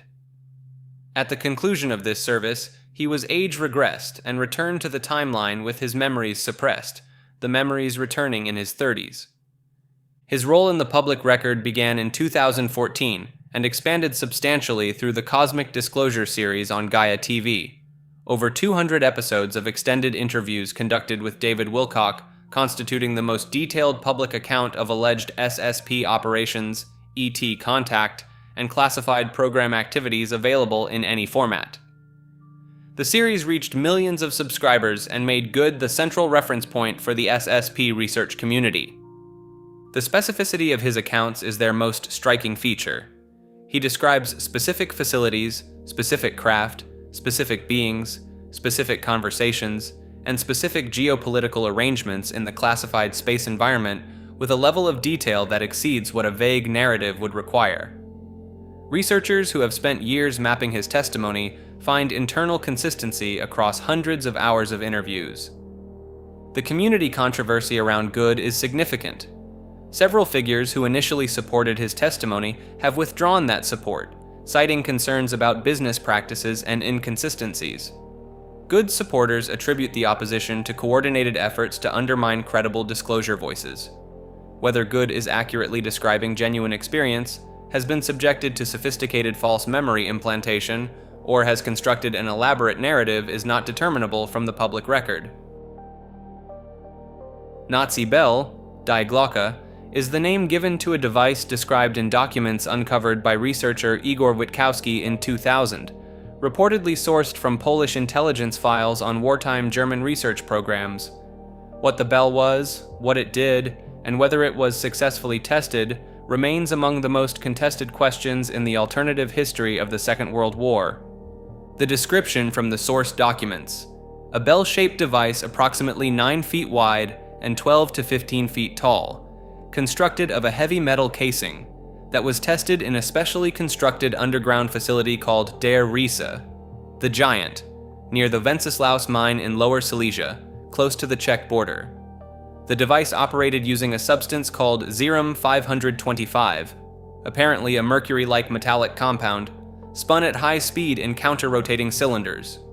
When activated, it reportedly produced a glowing violet light and strong gravitational or anti-gravitational effects. The effect on nearby personnel and materials in early tests was severe.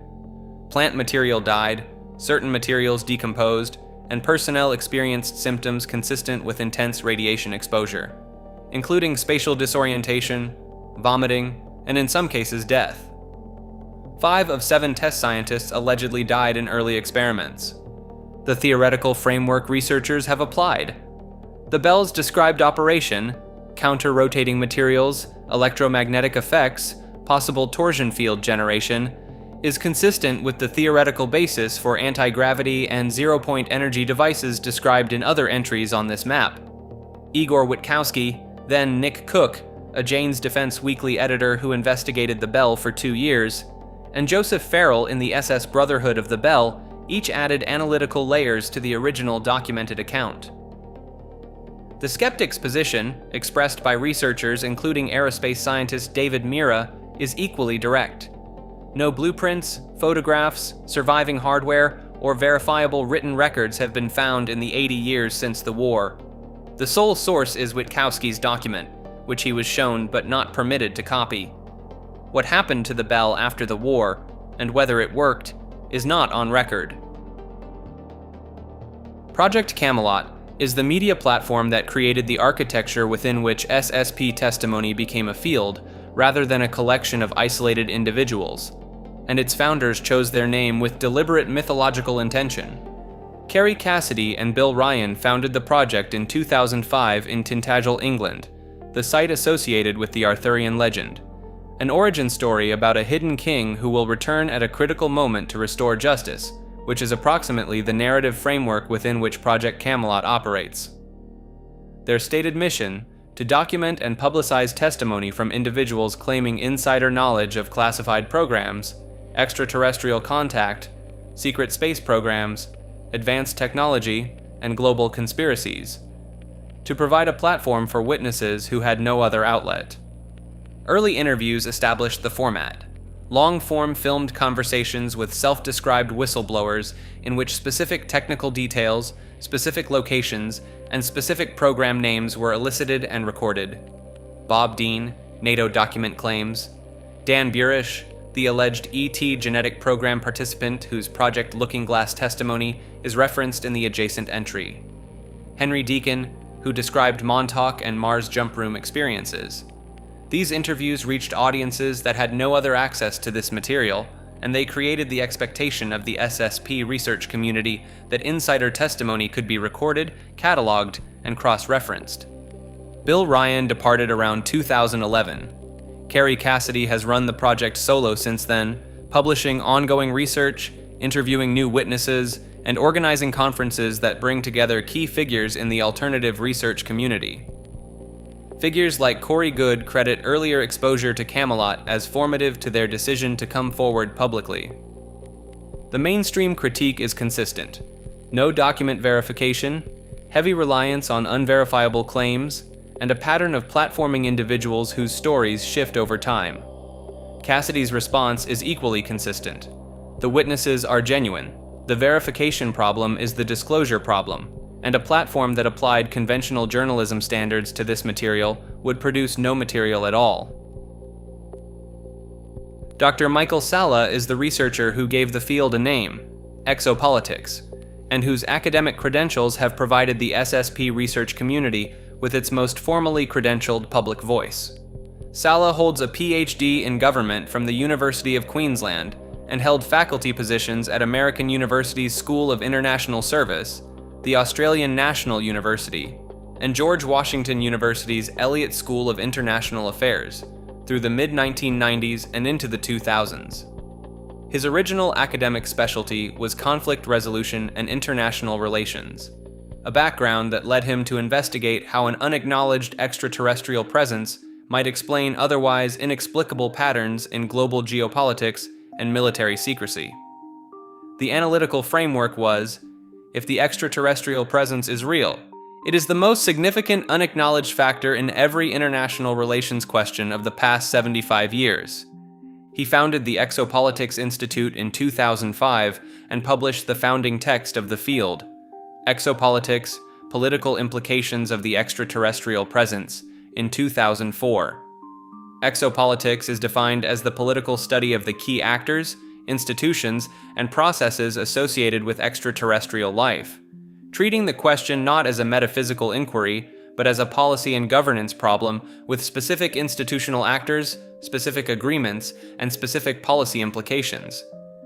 The field proceeds from the assumption that contact has already occurred and that the question is not, are we alone, but who knew, what was agreed to, and what are the consequences?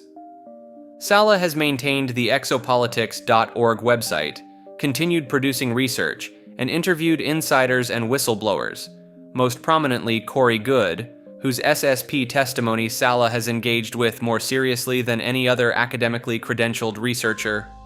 This has attracted both praise for bringing rigor to the field and criticism for accepting unverifiable testimony without sufficient skepticism.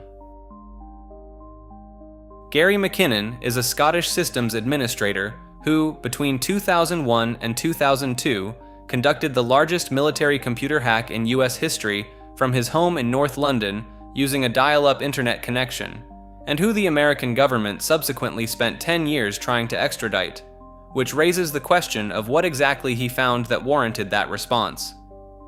McKinnon accessed networks belonging to NASA, the US Army, Navy, Air Force, and the Department of Defense by searching for computers running with no firewall and blank administrator passwords, a vulnerability he described as appalling in government systems at the highest security levels. He was looking for evidence of free energy suppression and extraterrestrial contact. He found, by his account, more than he expected. His most frequently cited claim: he accessed a spreadsheet on a US Navy computer that listed non-terrestrial officers, names and ranks, alongside a column for material transfers between ships, with ship names not in any public naval register. He interprets this as evidence of an off-planet fleet. The spreadsheet, if it exists, has not been independently confirmed. He also claims to have viewed, before the connection was cut, a high-resolution image on a NASA Johnson Space Center computer showing what appeared to be a large, smooth, cylindrical craft in orbit, the rendering process interrupted before it completed. An image, not a photograph, and a connection cut before it resolved. The British Home Secretary blocked his extradition in 2012, citing human rights concerns related to his Asperger's diagnosis and the risk of suicide.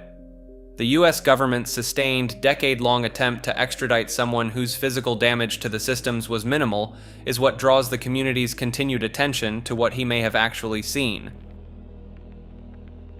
Serious and Unacknowledged are the two documentary films produced by Dr. Stephen GREER that have done the most to bring the Disclosure Project's witness testimony to mainstream audiences, each marking a distinct phase in GREER's public campaign for official acknowledgement of the extraterrestrial presence.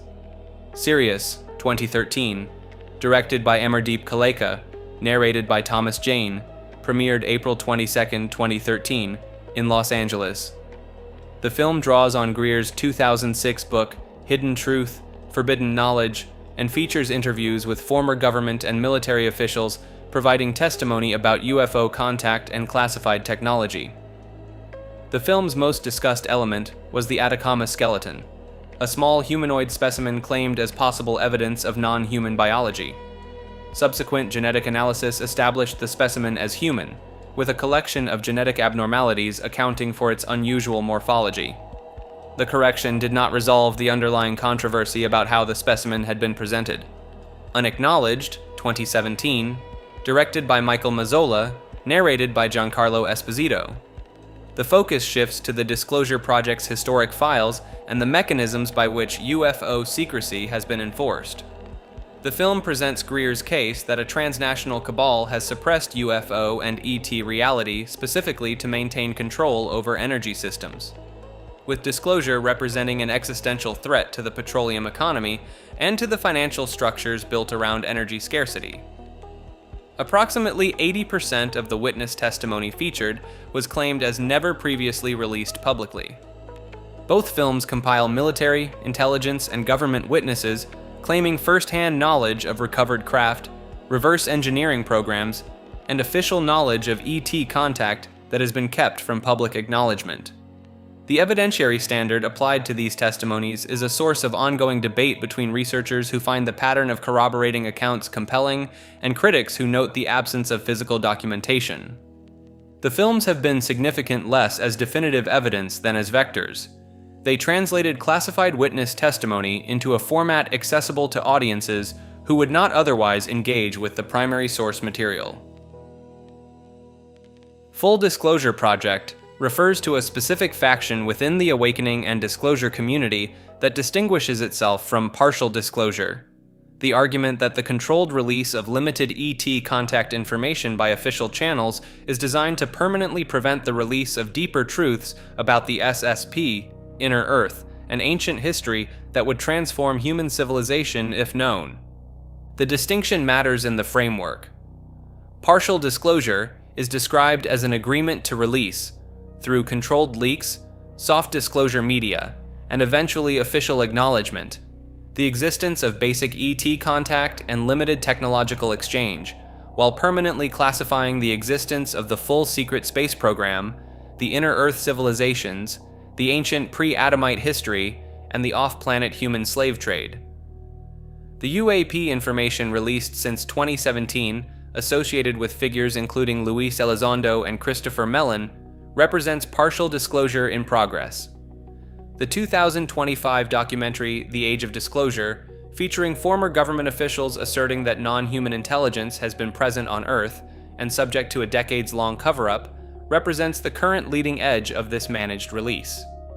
Full disclosure advocates argue that partial disclosure is worse than no disclosure because it terminates the search at a false endpoint. It satisfies the public's appetite for answers while permanently concealing the answers that would actually change the power structure. The question of mechanism. How does full disclosure happen if the entities controlling the information are committed to preventing it? The SSP Alliance and Sphere Being Alliance framework provides the answer in the testimony. The transition event will make concealment impossible. Full disclosure in this framework is not a political decision. It is an inevitability whose timing is the only open question. Kerry Cassidy is the founder of Project CAMELOT, one of the most extensive archives of whistleblower and insider testimony relating to the secret space program, extraterrestrial contact, and the covert control structures this map describes. Cassidy began conducting interviews in 2006 with individuals who claimed direct experience within classified programs. The resulting archive, over 1,000 video interviews conducted over nearly 2 decades, constitutes the largest single collection of SSP-adjacent testimony in existence, including interviews with individuals whose documented professional backgrounds are consistent with the programs they describe. The methodological challenge is consistent. The claims made by interview subjects are extraordinary. Many are not independently verifiable, and the archive includes individuals whose accounts are internally contradictory, demonstrably false in specific elements, or consistent with deliberate disinformation. Cassidy has acknowledged this openly, and maintained that the value of the archive lies in the convergence of independent testimony toward consistent frameworks rather than in the provability of any individual account. The subjects she has interviewed whose documented backgrounds most directly support the plausibility of their accounts include military officers, intelligence personnel, aerospace engineers, and medical professionals who claim direct experience with programs that, if their accounts are accurate, would constitute the most significant concealed reality in human history. The question of which accounts in the CAMELOT archive are genuine, which are disinformation operations, and which are sincere but mistaken, is one that researchers engaging with this material must evaluate independently. Cassidy's own analysis is consistently oriented toward the framework that this map describes: an interlocking system of terrestrial elite control and extraterrestrial management, with a specific eschatological timeline that makes the current period uniquely significant for disclosure and transition. Carol Rosen is the most direct source available for a specific claim about the architecture of manufactured geopolitical threats, because she was in the room when the architect described it. Rosen worked directly with Werner Von Braun, the former Nazi rocket scientist who was imported to the United States under Operation Paperclip and became the foundational figure of NASA's rocket program. She served as his spokesperson in the final years of his life. Before his death from cancer in 1977, he shared with her a sequence of fabricated threats that he said had been planned, in order, to justify the continued and expanding militarization of space. The sequence, as Rosen has repeated in multiple documented interviews and testimony, first, the Soviet Union, then terrorists, then third world nations of concern, then asteroids, and finally, the last card, an extraterrestrial threat. Von Braun, according to Rosen, told her this sequence with urgency and specificity. He did not believe any of these threats were genuine justifications for space-based weapons. He believed the weapon systems were the objective, and the threats were the sales mechanism. He asked her to work against this program after his death. Rosen went on to found the Institute for Security and Cooperation in Outer Space, and testified before the National Press Club at the 2001 Disclosure Project event, a press conference organized by Stephen GREER, at which 24 credentialed military and intelligence witnesses went on record about non-human phenomena and the programs designed to conceal them.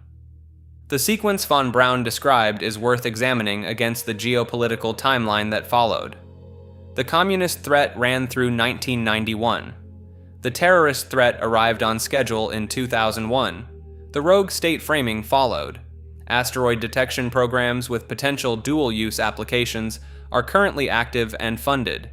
The extraterrestrial threat framing has entered congressional testimony. Von Braun built the rocket that got humanity to the moon. Before he died, he described how the program would be used against the people it was supposed to serve. He gave that description to one person and asked her to tell the world. She did.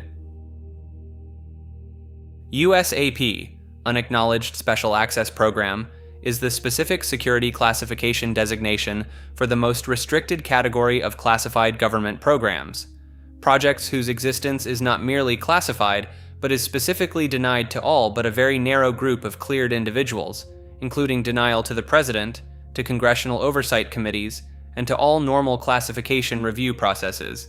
The designation is real and documented. The existence of the USAP category is confirmed in public legislation, specifically in the 1994 Defense Authorization Act language around unacknowledged programs. Senator Daniel Inouye, who chaired the Iran-Contra hearings, referenced a shadowy government with its own air force its own navy, its own fundraising mechanism, and the ability to pursue its own ideas of national interest, a statement whose implications for the USAP framework are direct. The nominal oversight body is the Special Access Program Oversight Committee, SAPOC. In practice, whistleblower testimony describes funding that bypasses normal government appropriations entirely, channeled through defense contractors with no elected accountability, creating programs that exist in a legal gray zone where even the oversight mechanism is itself classified. Stephen Greer's Disclosure Project assembled testimony from over 400 individuals with military, government, and intelligence backgrounds, many of whom referenced USAP-level programs in their accounts, including programs whose treaty relationships with non-human entities are described as dating to the 1940s and 1950s. The UAP disclosure legislation passed by Congress in 2023 specifically included language requiring the retrieval of material from non-governmental entities that may possess non-human craft or materials, a provision whose specificity suggests congressional knowledge of what those entities are and where the material is held. Mars bases, according to multiple SSP whistleblowers including Corey Goode, Randy Kramer, and William Tompkins, are permanent human colonies and industrial facilities operating on Mars since the 1970s and 1980s. Surface-domed structures and extensive underground complexes built into lava tubes allegedly house thousands of personnel, including military, scientists, engineers, and support staff. The interplanetary corporate conglomerate is described as operating the primary industrial infrastructure, mining operations, manufacturing facilities, and research laboratories. Satellite imagery analyzed by alternative researchers shows dome-like structures and geometric formations near the Martian surface. NASA attributes these to pareidolia and natural geological formation. The discrepancy between what the rover program publicly reports and what whistleblowers describe is either the most successful cover-up in history or an elaborate mythos built from testimony, channeling, and remote viewing sessions. What the whistleblower accounts share is structural consistency, the 20 and back service model, the ICC's corporate governance of off-world operations, the role of Mars as an industrial rather than exploratory outpost. Whether that consistency reflects a common reality or a common narrative source is the central question. Crop circles are intricate geometric patterns formed in agricultural fields, primarily grain crops, that appear overnight with a precision and mathematical complexity that the organized hoaxer explanation struggles to fully account for, even after Doug Bauer and Dave Chorley's 1991 admission to creating formations with boards and rope established that human manufacture was possible. The phenomenon accelerated dramatically in the 1970s and 1980s in southern England, with formations growing progressively more elaborate. The most sophisticated examples incorporate fractals, sacred geometry, and concepts from theoretical physics. The 2001 formation at Milk Hill featured 409 circles in a fractal spiral that required precise geometric planning across hundreds of meters appearing in a single night. The physical anomalies documented in authentic formations are the crux of the debate. Biophysicist Dr. W.C. Levengood's analysis of plants from formations found cellular changes, expulsion cavities in plant stems, elongated nodes, changes in seed germination rates, consistent with exposure to intense, localized microwave radiation rather than mechanical flattening. Ball of light phenomena are reported by witnesses during formation events. Electromagnetic effects cause equipment malfunction inside formations. Soil chemistry changes are measured.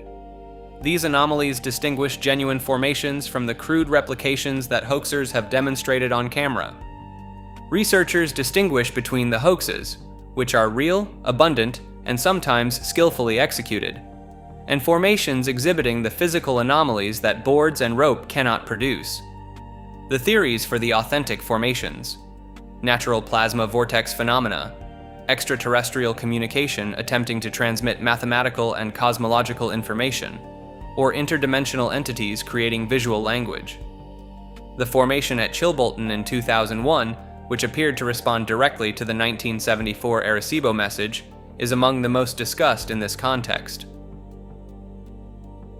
Cloning appears on this map in two distinct but related contexts: the documented scientific capability for mammalian cloning that has existed since Dolly the sheep in 1996, and the more specific claim circulating in SSP and political research communities that human cloning programs have been operational under black budget classification for significantly longer than the official scientific timeline suggests. The documented layer, mammalian cloning is real, operational, and has been extended well beyond the sheep that first established it. Commercial pet cloning services are available. Livestock cloning is routine in agricultural research contexts. Primate cloning was confirmed with the successful cloning of macaque monkeys in China in 2018. The technical barriers to human cloning, from a pure biology standpoint, are not fundamental. They are regulatory and ethical. The classified layer, as described by researchers working with SSP testimony, extends further. Multiple sources within the alternative research community, including individuals claiming direct program access, describe human cloning capabilities that have been operational since at least the 1970s, developed within programs funded by the same black budget infrastructure described in the top secret classification entry. The specific claims include cloning of specific individuals for purposes that range from replacement to experimentation. The political research dimension of this entry concerns the specific online analysis of public appearances by major figures, comparing photographs across time for physical inconsistencies, behavioral changes, and what researchers describe as markers inconsistent with normal aging or psychological continuity. Whether this analysis reveals real substitution or is an artifact of confirmation bias applied to the normal variation in human appearance is a question the available photographic evidence does not resolve, but the framework in which the question is asked is one that the documented existence of cloning technology makes more than hypothetically possible. Norway Spiral Incident 2009 refers to the spectacular light phenomenon that appeared over Norway on December 9, 2009 at approximately 7:50 a.m. local time. A blue beam of light with a gray spiral emanating from one end, creating a perfect geometric spiral visible across hundreds of miles to observers throughout northern Norway and Sweden. It lasted approximately 10 minutes. The visual spectacle generated immediate and intense speculation.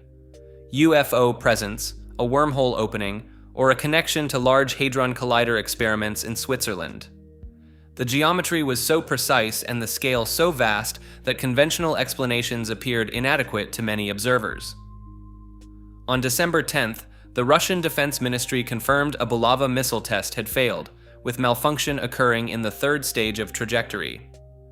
The spiraling blue light resulted from the missile's exhaust plume illuminated by high-altitude sunlight long after sunset at ground level. Small particles in the expanding exhaust diffracting sunlight into the visible color range. Most scientists were satisfied by this explanation.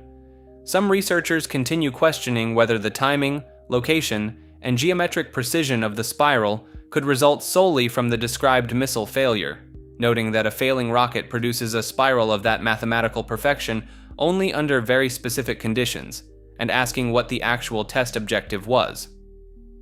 The event remains one of the most visually striking anomalous phenomena of the 21st century, and its official explanation, while technically coherent, left a residue of uncertainty that the alternative community has not released. Pine Gap, approximately 18 kilometers southwest of Alice Springs in the Northern Territory of Australia, is jointly operated by the CIA, NSA, National Reconnaissance Office, and Australian Signals Directorate. Its documented functions include tracking missile launches, monitoring communications across Asia, the Middle East, and Africa, and providing real-time geolocation of cellular devices across a coverage area stretching from the Pacific to the edge of Africa. Reporting by The Intercept in 2017 revealed Pine Gap's direct role in targeting for drone strikes in Afghanistan, Yemen, and Somalia. Australian journalists have long criticized the absence of meaningful parliamentary oversight and the implications for national sovereignty. a 1977 incident in which 3 Australian civilians were arrested near the facility after a UFO sighting nearby added a different layer to its public profile. In conspiracy research, Pine Gap extends further. Claims include underground facilities housing retrieved alien technology, connections to weather modification infrastructure, and integration into what researchers describe as the secret space program. What's documented alone makes it one of the most significant intelligence installations in the Southern Hemisphere. What's claimed beyond that follows naturally from the documented architecture of operational secrecy surrounding it. Star Wars space weaponry refers to the full range of directed energy, kinetic, and electromagnetic weapon systems whose development has been ongoing within classified programs since at least the early 1980s, and whose operational status is not publicly disclosed. The public history begins with Reagan's Strategic Defense Initiative, announced in 1983. The program that proposed a missile defense shield and that is publicly described as having been transformed into the ground-based interceptor systems currently operated by the Missile Defense Agency. What the public history does not address is the classified research that ran parallel to the public program and that produced, according to researchers tracking declassified documents and testimony, capabilities significantly beyond defensive interceptors. The range of technologies involved, laser weapons capable of operating from space-based platforms, particle beam weapons, electromagnetic pulse systems, and kinetic energy weapons in the Brilliant Pebbles family, described elsewhere on this map. The documentation of research into each of these categories at the unclassified level is well established. The transition from research to operational deployment is the element that exists only in classified records and SSP testimony. The Outer Space Treaty of 1967 prohibits weapons of mass destruction in orbit, but does not prohibit conventional or directed energy weapons. The treaty framework was negotiated at a moment when these specific technologies were either nascent or theoretical. Their operational development in the decades since has occurred within a legal space that the treaty did not explicitly foreclose.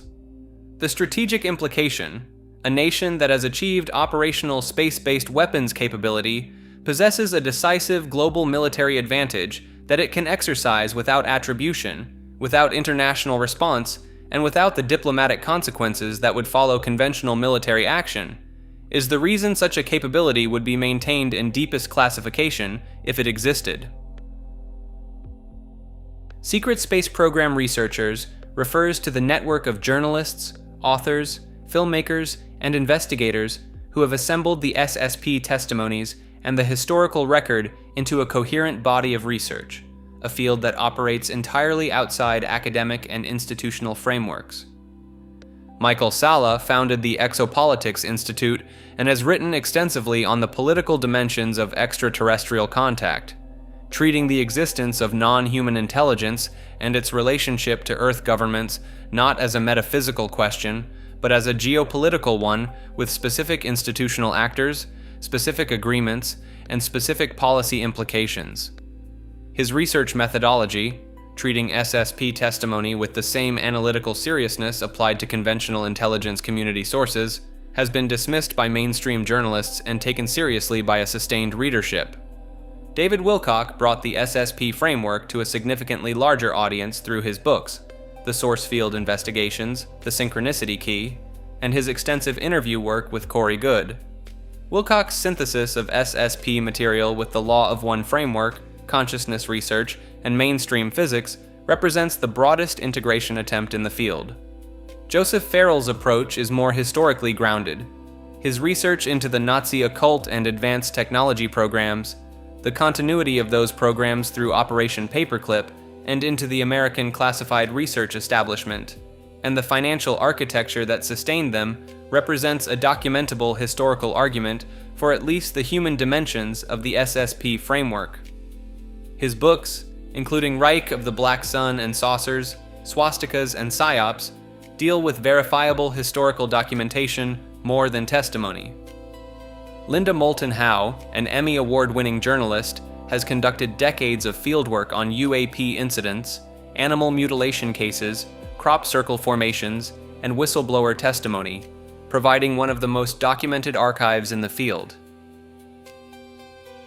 Edgar Mitchell was the 6th human to walk on the Moon, lunar module pilot on Apollo 14 in 1971, the mission that landed in the Fra Mauro Highlands.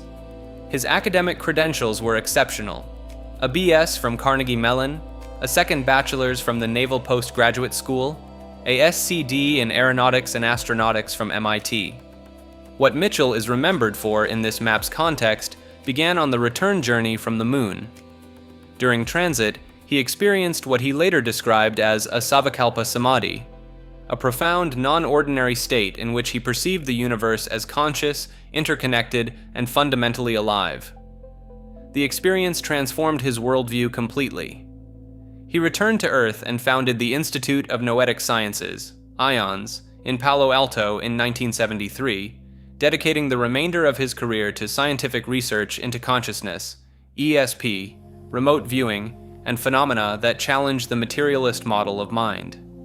During the Apollo 14 flight itself, Mitchell secretly conducted card symbol telepathy experiments, attempting to transmit Zener card images to receivers on Earth without mission authorization.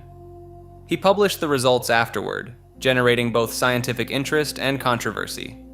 In his later years, Mitchell became increasingly direct about UFO reality. He stated publicly and repeatedly that government and military sources had confirmed to him that the Roswell crash was genuine and that ET contact had occurred. He described the universe as teeming with intelligent life and maintained contact with figures in both intelligence and UFO research communities until his death in Lake Worth, Florida, in February 2016 at age 85. The combination of unimpeachable credentials, direct moon mission service, and sustained public advocacy for UFO reality makes Mitchell one of the most credibility-weighted figures on this map.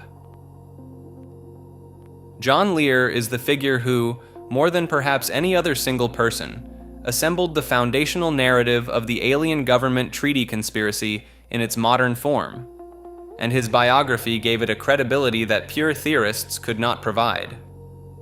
Lear was the son of Learjet founder Bill Lear, and earned every airman certificate issued by the FAA, one of only a handful of pilots in history to hold that distinction.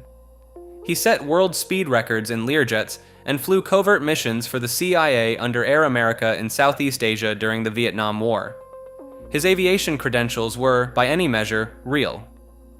In December 1987, he posted a document to Paranet, one of the earliest internet bulletin boards for paranormal topics, that changed the trajectory of UFO research. The document claimed that the US government had made secret treaties with gray alien entities, had sanctioned the abduction of American citizens as part of those agreements, and was collaborating with extraterrestrials at underground bases, including Dulce, New Mexico. These claims had circulated in fragments before, but Lear assembled them into a coherent narrative with the credibility of a decorated CIA contract pilot attached.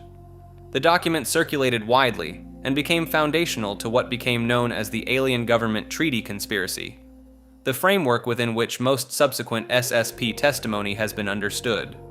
His most significant institutional contribution was introducing Bob Lazar to investigative reporter George Knapp in 1989.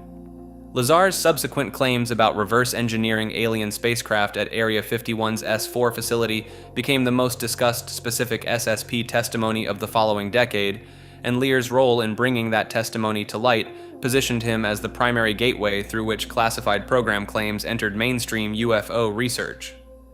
Lear remained active in UFO research until his death in Las Vegas in March 2022, at age 79. The framework he introduced has been elaborated by successive researchers, but the structure he established in 1987 remains recognizable in virtually every SSP narrative that followed. Memory wipe in SSP testimony refers to the procedures used to suppress or erase the memories of personnel returning from classified service, described as standard operating procedure for 20 and back programs, and as the primary mechanism preventing the large-scale public disclosure that would otherwise follow from the number of individuals the programs are said to involve. The described process, a combination of chemical agents, electromagnetic devices, and hypnotic suggestion targeting specific memory clusters. Not full erasure, but suppression. The memories are described as held below the threshold of conscious access but not destroyed, which is why 20 and back witnesses have been able to recover fragments over time. The incomplete nature of the suppression is the mechanism by which the testimony entered the public record. GOODE describes a multi-session suppression protocol. Randy Kramer describes gradual memory recovery over years as the suppression faded. The mainstream parallel, memory suppression through pharmacological means, is a documented research area. Beta blockers like propranolol, administered immediately after traumatic events, reduce the consolidation of traumatic memories, a legitimate PTSD intervention. CIA programs under MK-Ultra experimented with LSD, electroconvulsive shock, and other compounds for memory disruption purposes. These documented programs provide the evidentiary foundation that SSP proponents point to when arguing that the more extensive erasure described in testimony represents a development of known capabilities rather than a novel claim. The clinical controversy over recovered memories, which peaked in the 1980s and 1990s and produced documented cases of false memory syndrome, means that testimony based on recovered memories carries an additional evidentiary burden that researchers in this space acknowledge but weigh differently. MILAB, military abduction, is the term used in abduction research and SSP testimony for contact experiences that appear to involve military or government personnel rather than, or in addition to, non-human intelligences, encounters characterized by human-operated technology, military organizational structure, and deliberate memory suppression designed to mimic the characteristics of genuine ET contact. The phenomenon was first documented systematically by Austrian physicist Dr. Helmut Lammer, whose research collected accounts with consistent structural patterns: unmarked black helicopters, pharmaceutical amnesia agents, underground military facilities, and interrogation by uniformed personnel seeking information about ET contact or technology.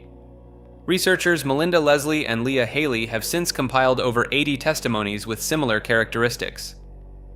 The research community's difficulty with the MILAB designation is that it requires distinguishing between three overlapping categories: genuine ET contact, military abduction staged to appear as ET contact, and genuine ET contact occurring in an environment simultaneously being monitored or managed by military programs. The last category, where both ET and human military elements are present in the same event, is described in the most complex testimony as the most common scenario. The purpose of MILAB operations as described: the monitoring and assessment of ET contact experiencers, the retrieval of information received during ET encounters, the testing of individuals for special capabilities identified through ET screening, and in some cases the running of MILAB subjects through programs parallel to SSP service. The memory architecture of MILAB subjects is described as deliberately constructed to prevent coherent recall. The overlap with MK-Ultra-derived programming techniques is frequently noted. The memory suppression and compartmentalization methods described in MILAB testimony are consistent with the documented capabilities of programs whose existence was confirmed in congressional hearings. Off-planet human slave trade is the entry that connects the terrestrial trafficking networks described in this map's lower sections to the extraterrestrial framework of its middle and upper sections. And in the testimony that informs it, the connection is not metaphorical. The claim, human beings are among the commodities exchanged within the non-human trading networks that operate through Earth's classified contact programs. The exchange is described as part of the agreements between Earth governments and Draco-affiliated entities. Humans, specifically those with the genetic characteristics valued by the acquiring parties, are provided in exchange for technology. The primary recruitment mechanism, according to SSP testimony, is MILAB operations, military abduction programs that identify and take individuals, particularly children with psychic or genetic traits, channeling them through a pipeline that operates beneath and alongside the civilian trafficking networks documented in the Epstein and child trafficking entries. The population sourced for this exchange is drawn from the same infrastructure described in the child trafficking and underground tunnel entries: children without family connections, individuals in state care, people whose disappearance will not produce sustained investigation. The specific testimonies. Tony Rodriguez describes his own experience of this trade. His account begins with being sold as a child through a network that ultimately places him in off-planet service. William Tompkins' accounts of the reptilian entity's interest in specific human populations are consistent with this framework. The number cited most frequently in these testimonies, hundreds of thousands of humans per year, cannot be verified against any public statistical baseline, but the documented gap between the number of persons reported missing annually and those recovered and accounted for in the United States alone represents a real and statistically significant population of unresolved cases. The ethical framework of this entry follows from the Lush entry. If human consciousness is a resource whose value extends beyond the physical plane, then the off-planet slave trade and the Lush harvesting architecture are two descriptions of the same operational system at different scales. Randy Kramer, known also by the military pseudonym Captain K, is an American claiming to be a Marine Corps super soldier who served 20 years in a classified branch he identifies as the USMC Special Section, with the majority of that service in the Mars Defense Force stationed at a human colony called Ares Prime. Kramer has been public with his account since approximately 2014, and states he was given explicit permission by his commanding officer to speak, an unusual element in the SSP whistleblower landscape where most witnesses describe acting against explicit orders. His biography, as described, recruited into a classified program called Project Moonshadow at age 4, undergoing physical enhancement and combat training over the following years, entering SSP service in 1987 with an initial posting at a classified lunar base before deployment to Mars. The Mars service, covering 17 years from 1987 to 2004, involved protecting corporate infrastructure and settlers at Ares Prime from two indigenous Martian species, a reptilian and an insectoid species, both of which he describes as intelligent beings who eventually negotiated a peace treaty with Earth colonists. His final 3 years were served in the Solar Warden fleet. His account ends in the standard 20 and back pattern, age regression reversing his biological aging to the starting point, blank slating suppressing his service memories, and reintegration into civilian life with manufactured memories. He recovered his memories gradually over time. Kramer's account parallels but differs in specific details from other 20 and back witnesses, including GOODE and Tony Rodriguez, which supporters cite as evidence of independent, genuine experience rather than coordinated fabrication, and which skeptics note is equally consistent with independent fictional construction drawing on the same source material. ICC, Interplanetary Corporate Conglomerate, is the SSP testimony's term for the corporate layer of the off-planet human presence. A consortium of aerospace, defense, and technology corporations that have been involved in classified space programs have developed manufacturing and extraction operations on various bodies in the solar system, and operate the economic infrastructure that makes the broader SSP possible.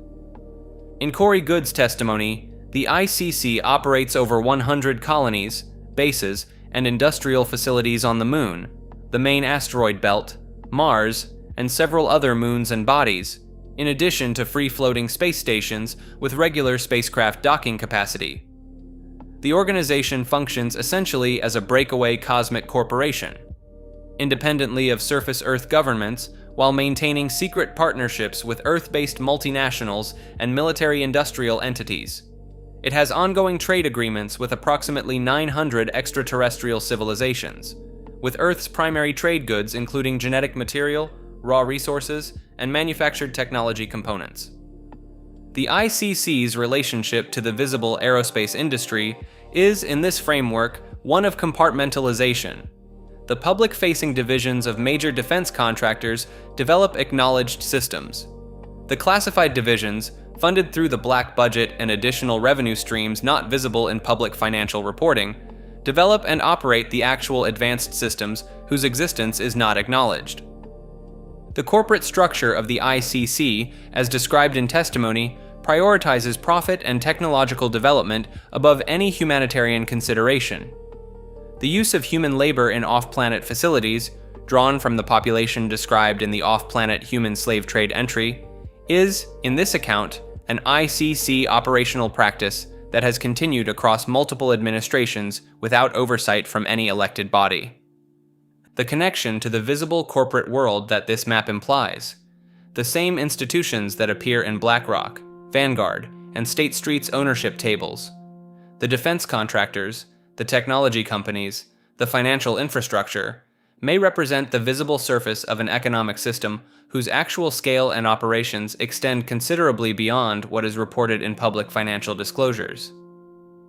The FASB's Rule 56, adopted in 2019, allows government contractors to omit certain financial information from public disclosures on national security grounds. Inner Mars bases refers to claims of extensive underground facilities within Mars, distinct from surface colonies, where both human SSP outposts and indigenous or ancient Martian civilizations allegedly operate.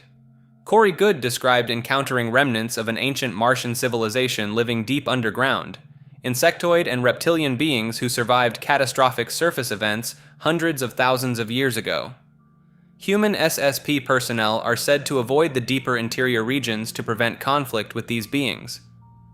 Randy Kramer described encountering aggressive large reptilian creatures on the Martian surface during his claimed 17-year tour of duty.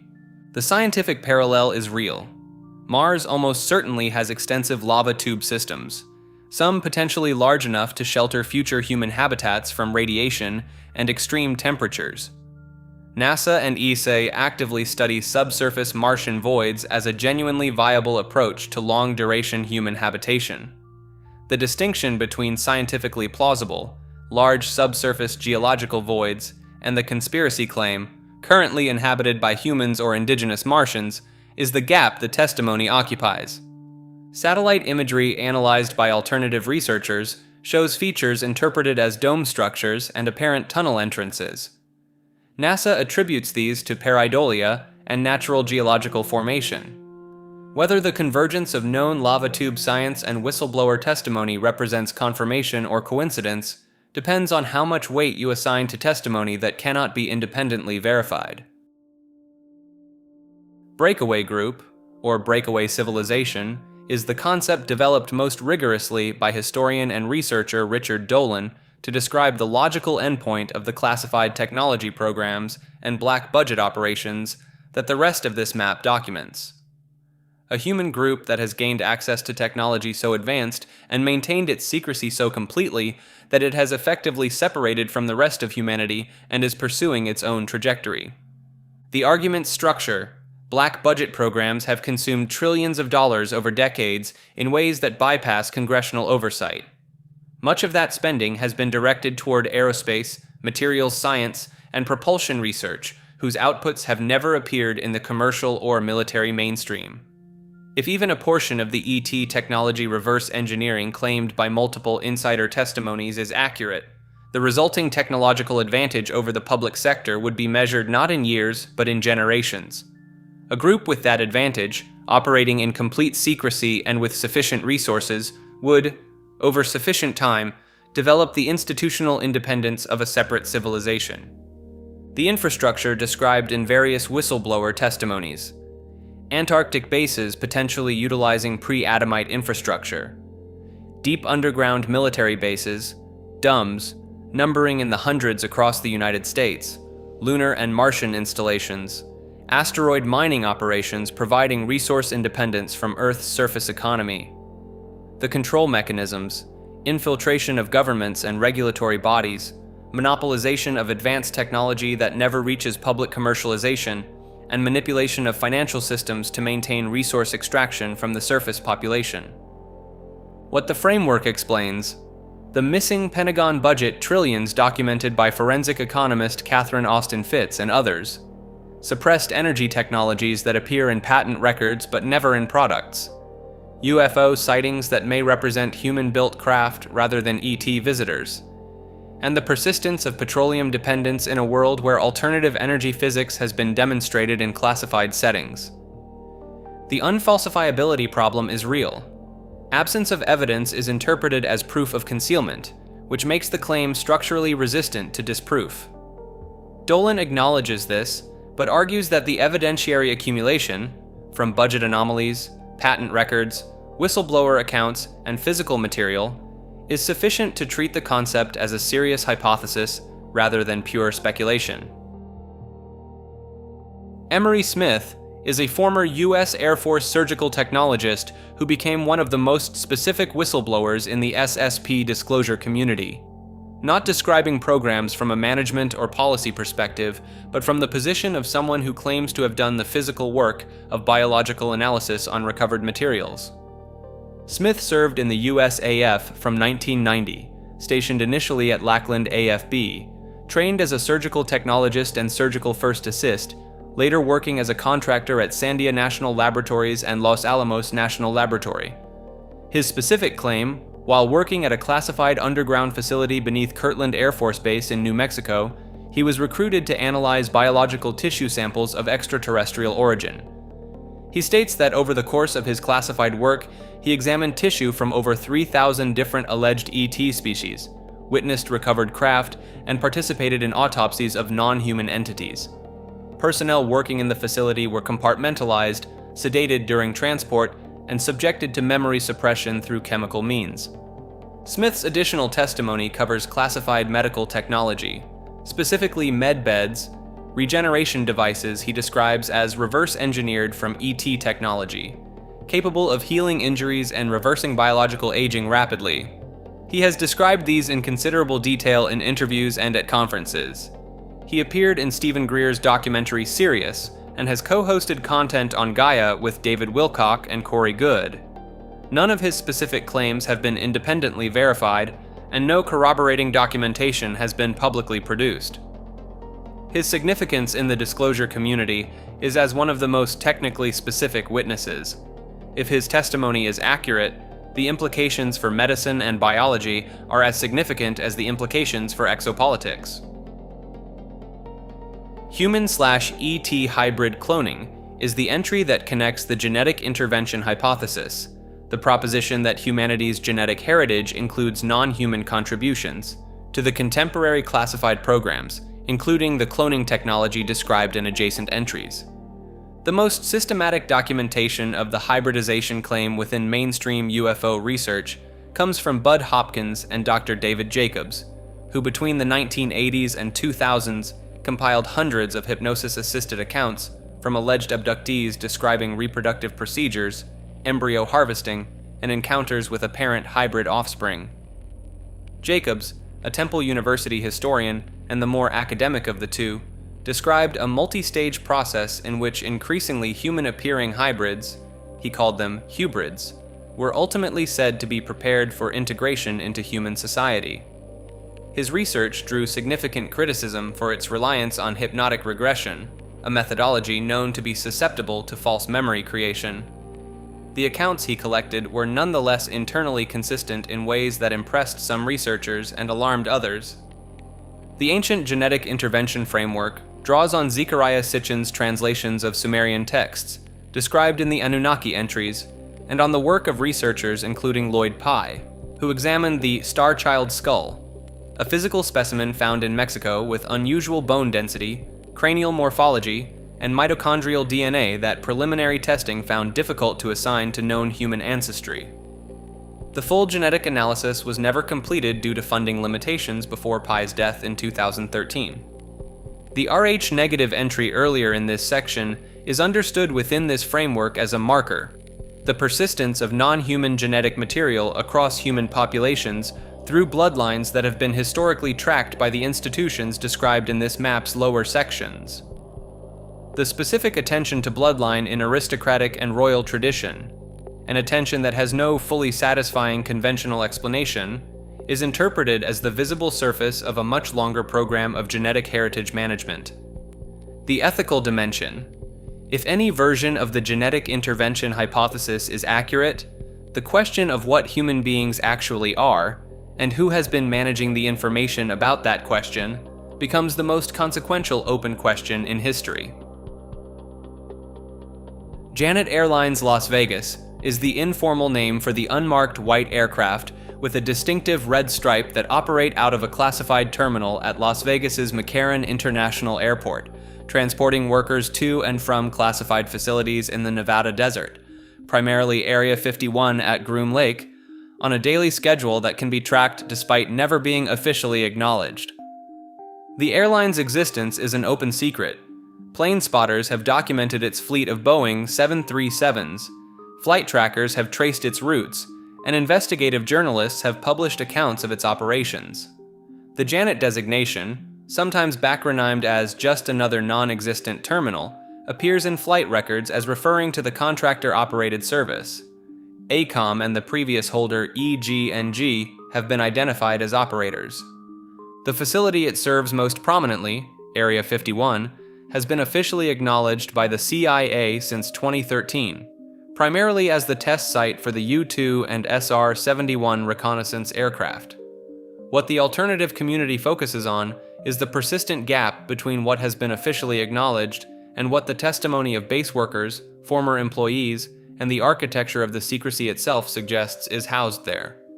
The daily unmarked airlift of workers from a commercial airport to a location that appears on no official map, using an airline that appears in no public registry, operating from a terminal the general public cannot access, is the kind of infrastructure that suggests the scale of classified operations considerably exceeds what has been officially acknowledged.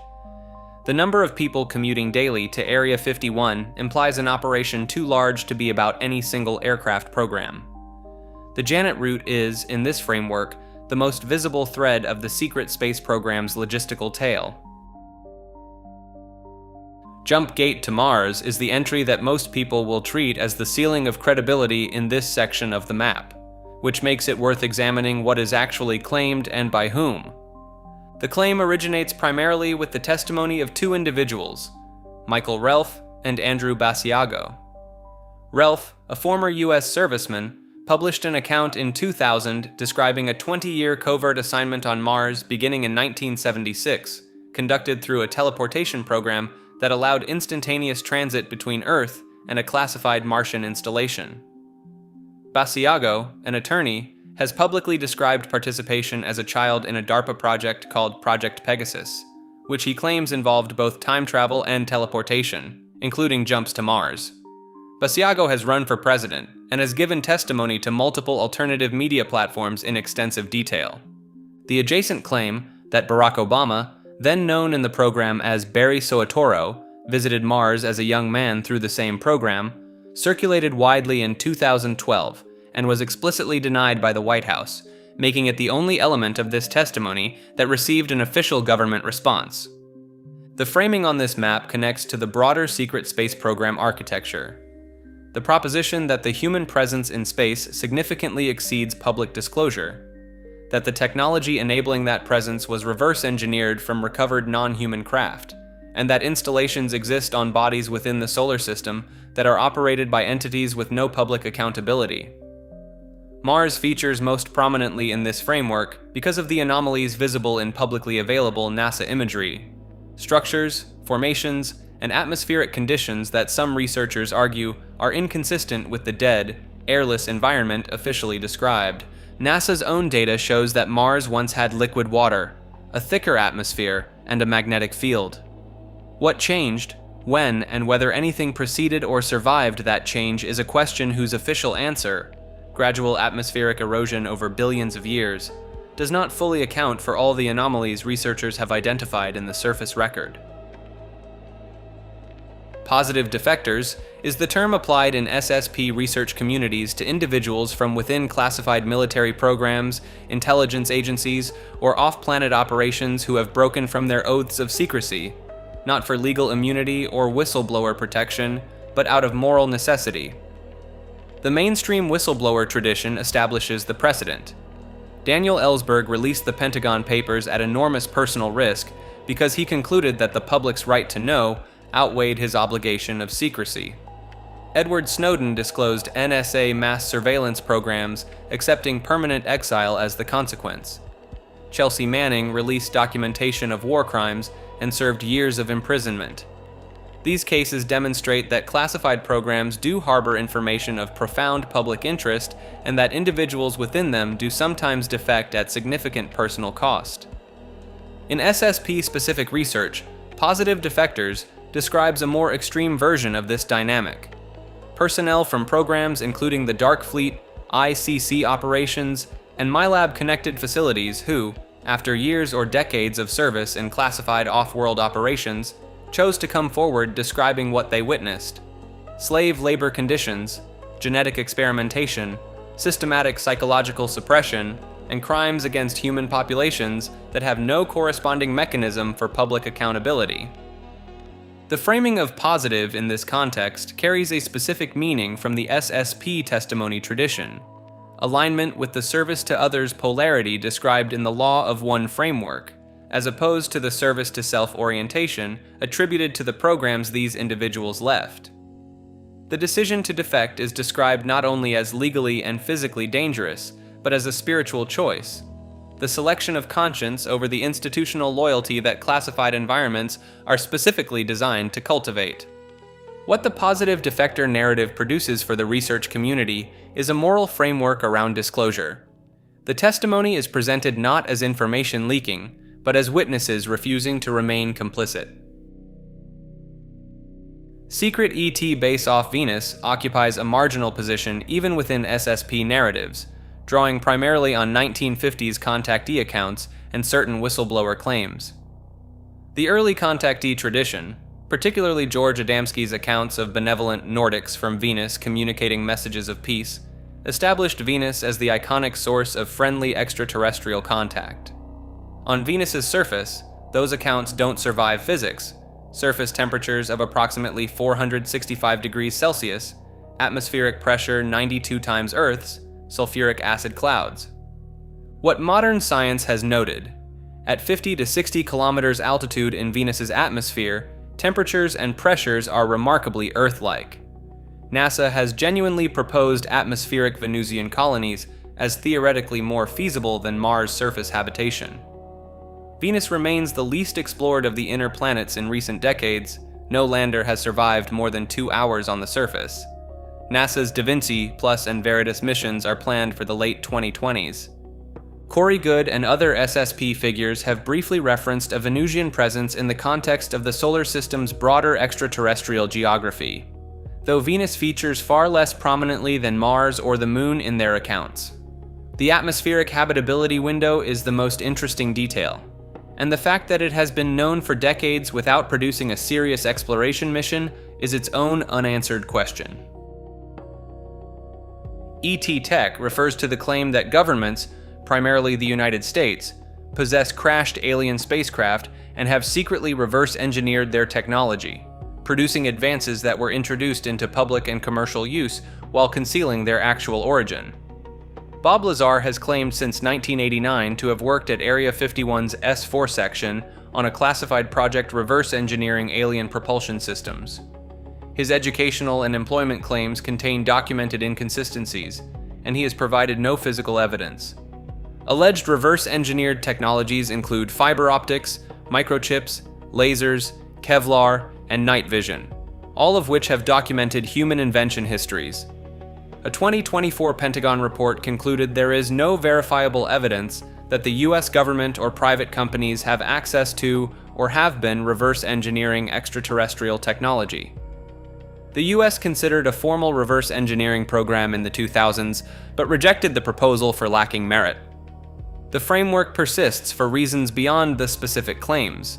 The secrecy architecture around classified aerospace programs is real and documented.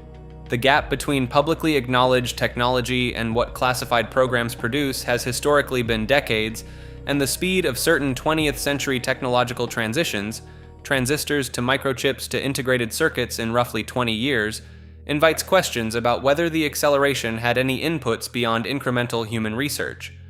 The theory fills that gap. Whether it fills it correctly is unanswerable from publicly available information. Laura Eisenhower is the great-granddaughter of President Dwight D. Eisenhower, a lineage that places her at a unique intersection in the exopolitics landscape, given the claims about her great-grandfather's role in the treaties and agreements described elsewhere on this map, and her own account of direct involvement in a 2006 to 2007 recruitment attempt for a Mars colony mission, which she declined. Laura describes herself as a global alchemist specializing in exopolitics, ascension mechanics, galactic history, and what she calls cosmic alchemy. Her research synthesizes Gnostic traditions, astrology, indigenous cosmology, sacred feminine archetypes, and exopolitical analysis into a framework centered on what she characterizes as a cosmic battle between control and liberation, one that individuals can engage through consciousness development rather than political action alone. The Eisenhower connection in her research, she frames her great-grandfather's administration as a critical turning point in humanity's relationship with extraterrestrial forces, a period in which agreements were made that constrained subsequent decades of human development.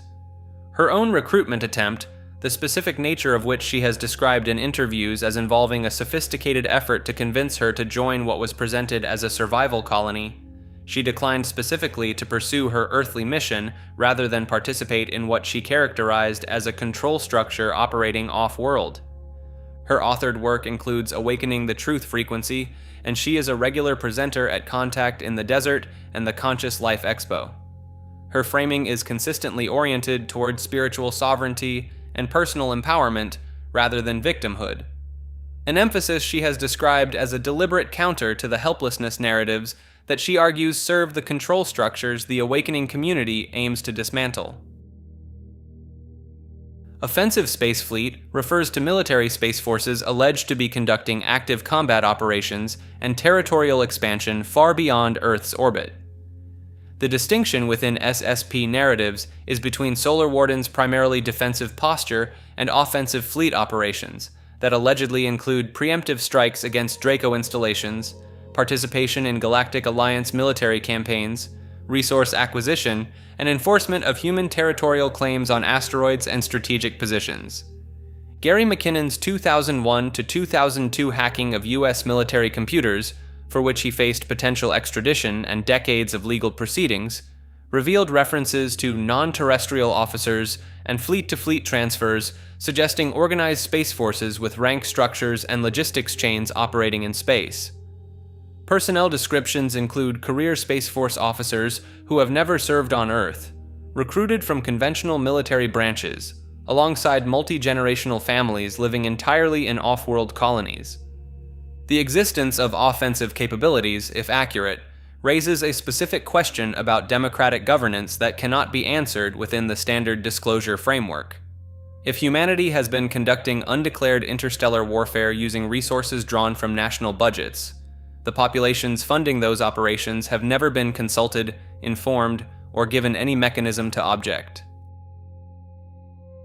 Ceres is the largest body in the asteroid belt, classified as a dwarf planet, that the Dawn spacecraft orbited from 2015 to 2018, and whose surface features generated significant discussion among both planetary scientists and SSP researchers.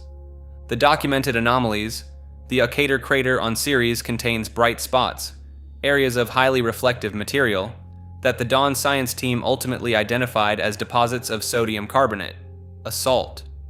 The spots are concentrated in specific locations within the crater in a pattern that several researchers, including some outside the SSP community, found visually consistent with artificial sources of light rather than reflected sunlight from salt deposits. The second anomaly, Ahuna Mons, a dome-shaped mountain approximately 4 kilometers high, which researchers have noted has flanks too steep and too smooth to be the result of typical geological processes, and which has been described in mainstream planetary science literature as younger than its surroundings in a way that is not yet fully explained. In SSP research, this structure has been interpreted as artificial. Ceres's position in the asteroid belt, understood by some researchers as the remnant field of a destroyed planet, connects it to the Maldek entry. In the Law of One framework, a civilization that was destroyed through internal conflict left behind what is now the asteroid belt, and Ceres may be the largest surviving fragment of that world. SSP research community claims Ceres appears in some testimony as a site of ICC operations. the asteroid belt being a productive region for mining and resource extraction, with Ceres as a potential logistics node. The description includes that the Dawn mission itself served as partial cover for resupply and personnel rotation to existing facilities. The Dawn mission ended in 2018 when the spacecraft exhausted its fuel. Its final orbital data was not fully released to the public scientific community before the mission concluded. Mars Jumpgate Slave Colony is the combined designation for two related claims in the SSP witness testimony: the existence of a portal-based transportation system enabling rapid access to Mars, and the existence of permanent human habitation on Mars maintained without public knowledge. The testimony base: Andrew Basiago claims to have visited a Mars colony in 1981 as part of DARPA's Project Pegasus. Randy Kramer, operating under the military pseudonym Captain K, describes 17 years of service on Mars from 1987 to 2004, including combat operations against indigenous Martian fauna. Corey Goode describes corporate-operated Mars facilities engaged in trade with up to 900 extraterrestrial civilizations. Laura Eisenhower, great-granddaughter of President Eisenhower, claims to have been recruited for a Mars colony mission in 2006, which she declined. The slave colony element introduces the darkest dimension of these accounts: the claim that humans serving in these off-world facilities are not volunteers, that some were conscripted involuntarily, and that all have their memories suppressed upon return to Earth. The labor population in some accounts is described as including individuals transported through coercive means, functioning as both workforce and genetic resource. The Jumpgate technology is described as a portal system using folded spacetime, a mechanism that would make the distances involved irrelevant to transit time, and that would also explain why no commercial or public aerospace program has demonstrated Mars habitation capability. NASA's Mars exploration data presents a surface with 0.13% oxygen, less than 1% of Earth's sea level atmospheric pressure, and no evidence of current liquid water or existing structures visible to orbital instruments. The testimony accounts for this by positioning the relevant facilities as either underground or in locations not captured by public instrumentation. Air Force Special Operations Command and the subsequently established Space Force represent the official military organizations conducting space-focused operations. The U.S. Space Force, established in 2019 as the 6th military branch, consolidated space operations previously scattered across Air Force units, focusing officially on satellite defense, space domain awareness, and electromagnetic warfare.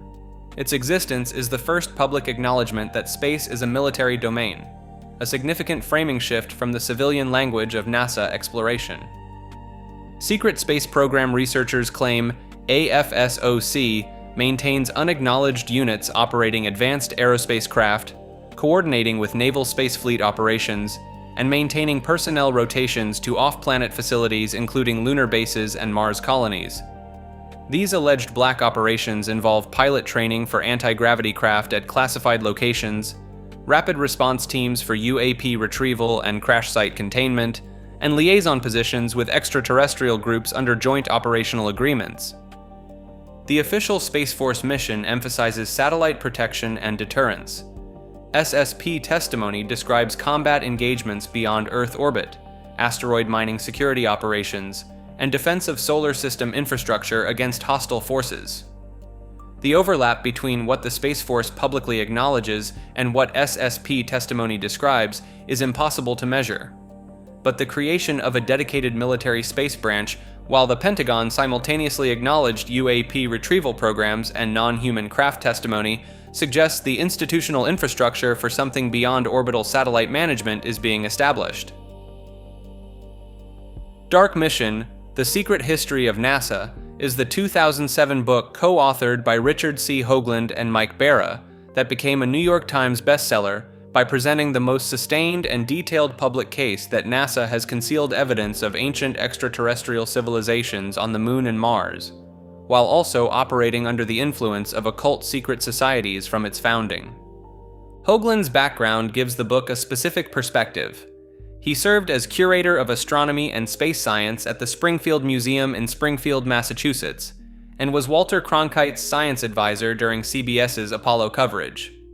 This places him in an unusual position, not an outsider theorizing about what NASA knows, but someone who moved in those circles and formed specific views about the gap between what the agency discovered and what it has disclosed. The book's primary evidentiary arguments, that NASA orbital and surface imagery of the Moon and Mars contains anomalous features, geometrically regular structures, what Hoagland describes as glass dome ruins on the lunar surface, the Cydonia complex on Mars, that have been systematically suppressed through image processing, data selection, and institutional denial. The documentation of NASA's image processing choices, available in the agency's own published materials, forms the technical backbone of the argument. The occult dimension. Dark Mission argues that NASA was born in a culture shaped by Masonic, Rosicrucian, and other esoteric influences, traceable through its Operation Paperclip German engineering contingent, and through what Hoagland identifies as a pattern of mission timing and landing coordinates that encode sacred geometric relationships. The revised edition incorporates his hyperdimensional physics model, which presents an alternative framework for gravitational and energetic phenomena based on higher dimensional geometry. The book's significance in this ecosystem, it brought rigorous appearing technical argument to claims that had previously circulated in less structured forms, establishing a reference document that the alternative space research community has drawn on since its publication. Enhanced humans in this map's context refers to a spectrum that runs from documented mainstream augmentation, cochlear implants, neural interfaces, CRISPR gene therapy, through the contested territory of alleged secret government super soldier programs, to the spiritual end of the spectrum involving DNA activation and the emergence of heightened consciousness in individuals described as indigo children or starseeds. The mainstream science end is not speculative. Neuralink is conducting human trials of brain-computer interface technology. CRISPR-based gene therapies for inherited diseases are in clinical use. DARPA's enhancement programs, exoskeletons, pharmacological cognitive augmenters, sensory expansion technology, are documented in public contracts and congressional testimony. The question of human enhancement is not whether it is happening, but how far it has gone in the classified domain. The SSP testimony layer. Corey Goode and others describe off-world programs that genetically enhanced selected individuals for specific secret space program roles. Individuals selected in childhood for their genetic characteristics or psychic capabilities, modified to operate in environments and perform functions beyond unaugmented human biology. The spiritual layer, the indigo children concept. Individuals born since approximately the 1970s with expanded consciousness, heightened empathy, and difficulty functioning within conventional social structures was first systematized by Nancy Ann Tappy and has been developed extensively in the awakening community. The starseed framework extends this to individuals described as originating from other star systems, incarnated in human form as part of the consciousness seeding process described in adjacent entries.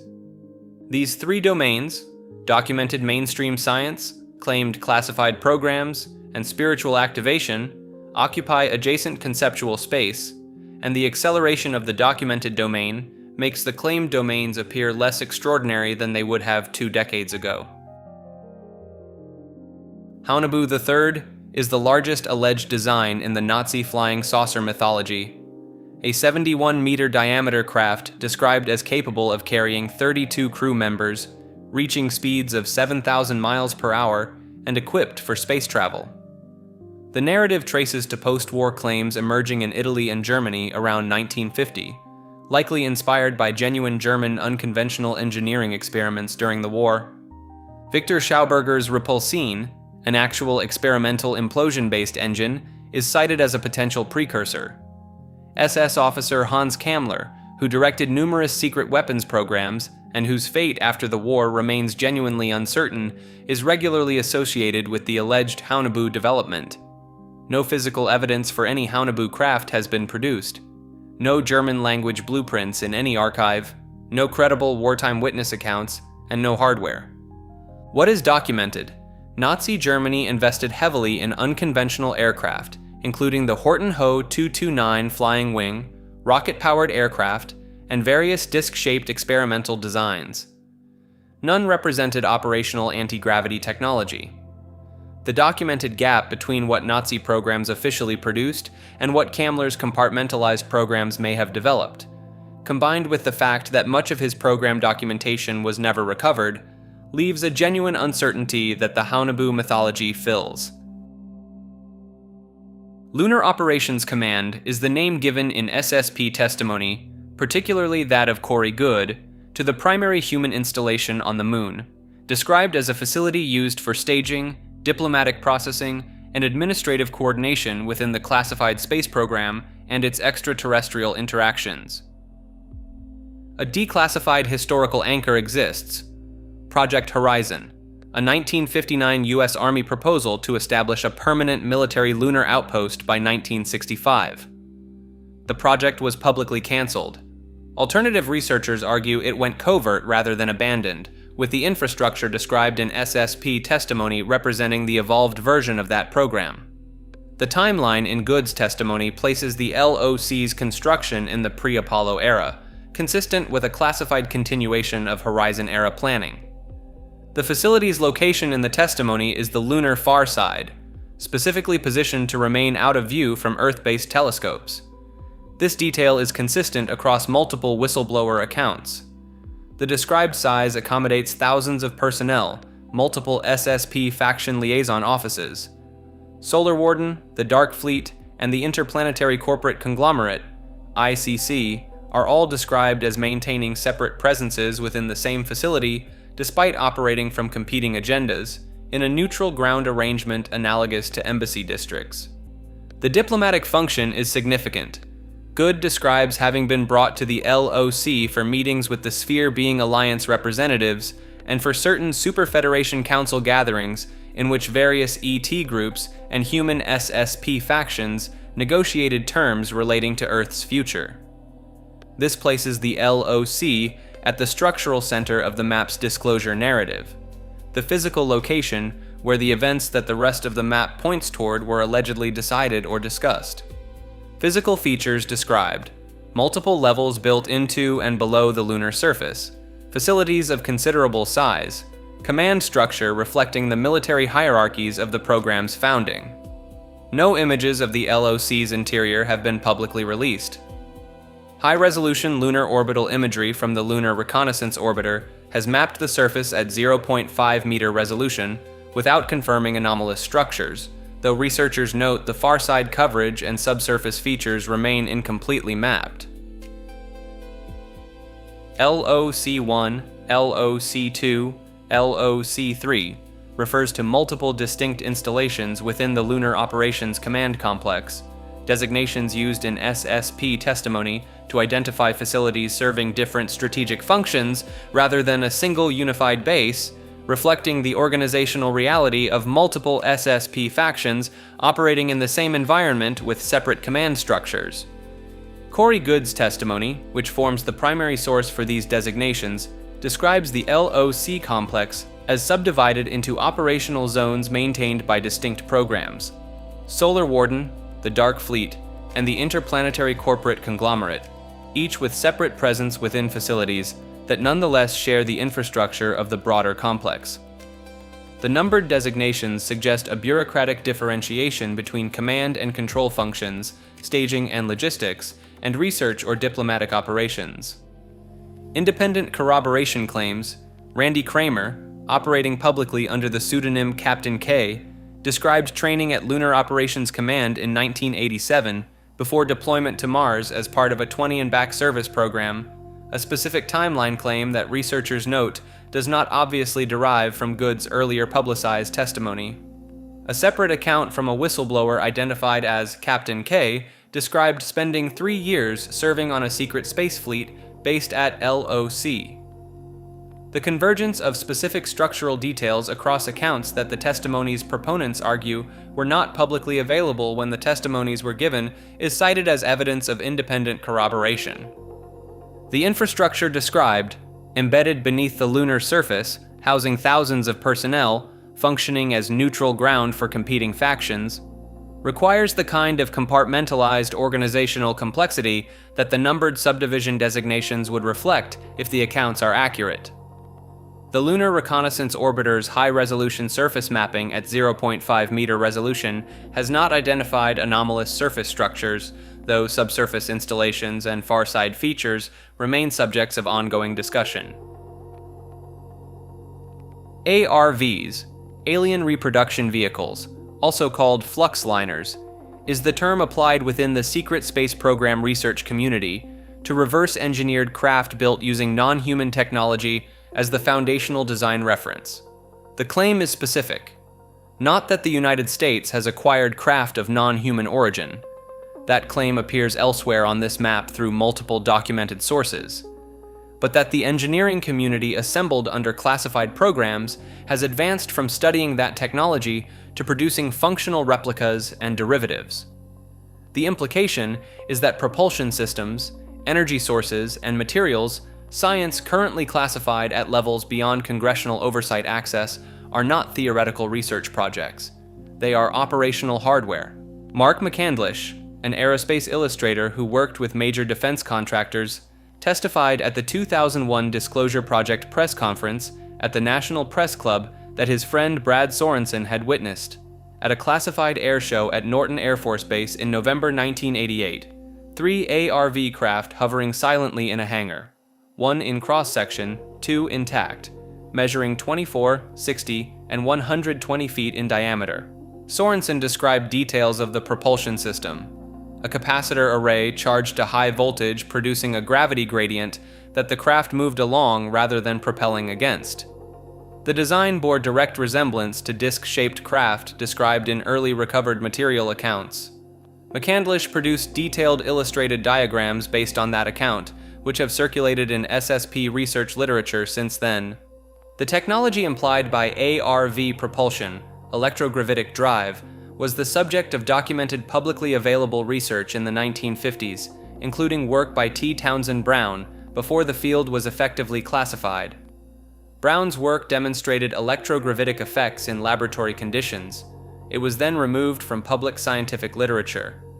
The timeline of that removal, and its coincidence with the establishment of the classified programs described elsewhere on this map, has been noted by researchers who have traced both tracks. Pete Peterson was an American inventor, scientist, and alleged insider whistleblower who became one of the most prominent technical voices in the SSP testimony community through his appearances on Gaia's Cosmic Disclosure series, presented as a scientist with direct experience of the classified programs this map describes, and as one of the most knowledgeable insiders on the technical realities of extraterrestrial-derived technology.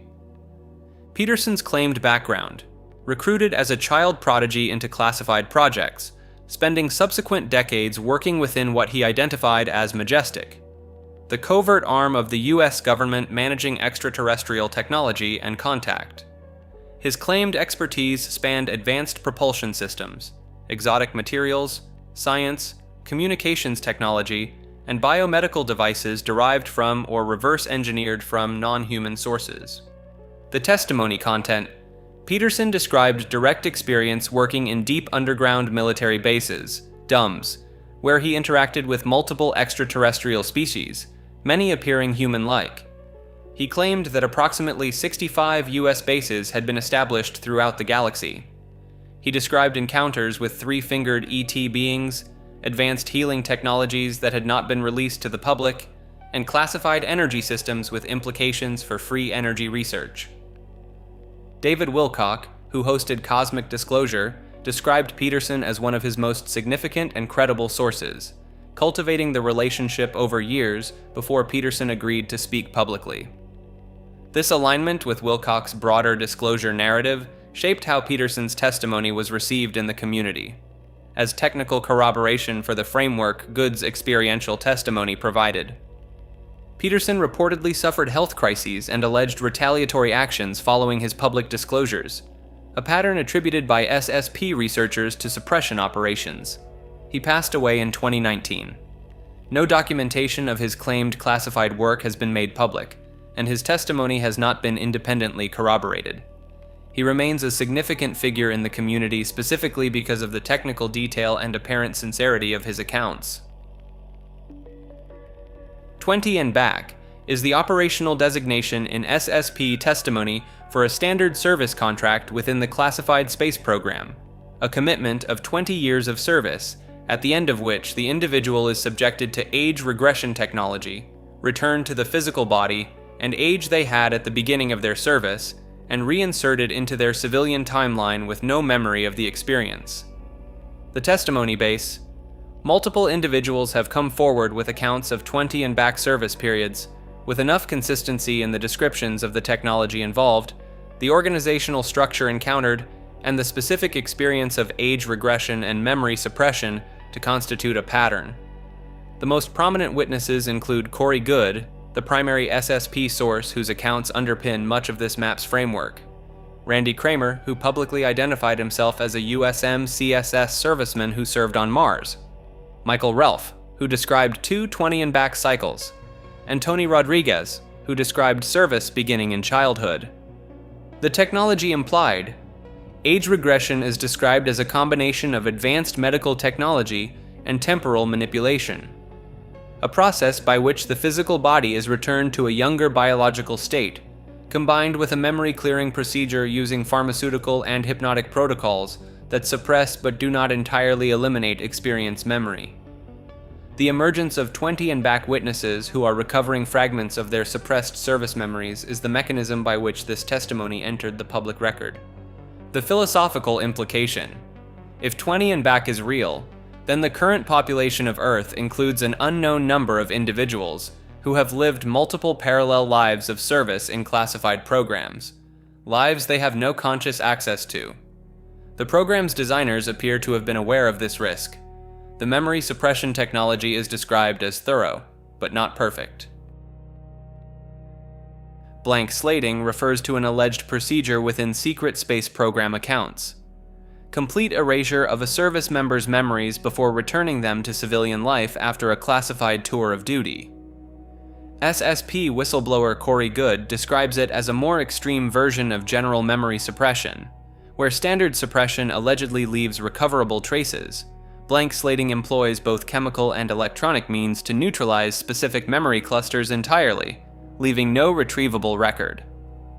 GOODE claims to be among a small group for whom blank slating failed. His memories reportedly began returning spontaneously, which is why he specifically can recall experiences that others with comparable service cannot. Randy Kramer made similar claims about failed memory suppression. The narrative device accounts structurally for why SSP accounts are so rare, and why subjects generally cannot verify each other's testimony. In mainstream neuroscience, memory suppression is documented in PTSD and trauma contexts. Pharmacological memory modulation is an active research field. Complete selective erasure of specific targeted memories remains beyond current science. The closest analog is electroconvulsive therapy, which produces amnesia around treatment, but not the targeted elimination of particular classified experiences.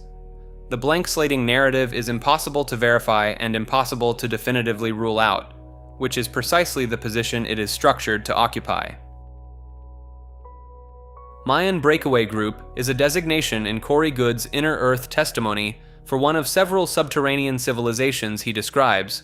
A group that identifies its surface heritage as Mayan has maintained a continuous civilization in underground environments for thousands of years, and is described as having developed space travel capability that took a portion of the Mayan population off-world approximately 1,800 years ago. In the testimony, the classic Mayan collapse, the rapid abandonment of major urban centers beginning in the 8th century CE, which mainstream archaeology attributes to drought, warfare, and environmental degradation, is reframed as a mass exodus. The most technologically and spiritually advanced segment of the Mayan civilization departed Earth using portal and spacecraft technology developed over centuries, establishing colonies in the Pleiades star system and elsewhere. What remained on the surface were those who chose to stay, or who lacked the consciousness development the journey required. The subterranean group represents a third component: Mayans who relocated underground rather than off-world, maintaining the lineage and knowledge systems in a protected cavern environment, while the surface civilization declined. The Mayan calendar connection, the precision of Mayan astronomical tracking, the precession of the equinoxes, the Venus cycle, the 26,000-year galactic alignment cycle, has been a sustained puzzle for mainstream archaeology. The Inner Earth framework offers an explanation.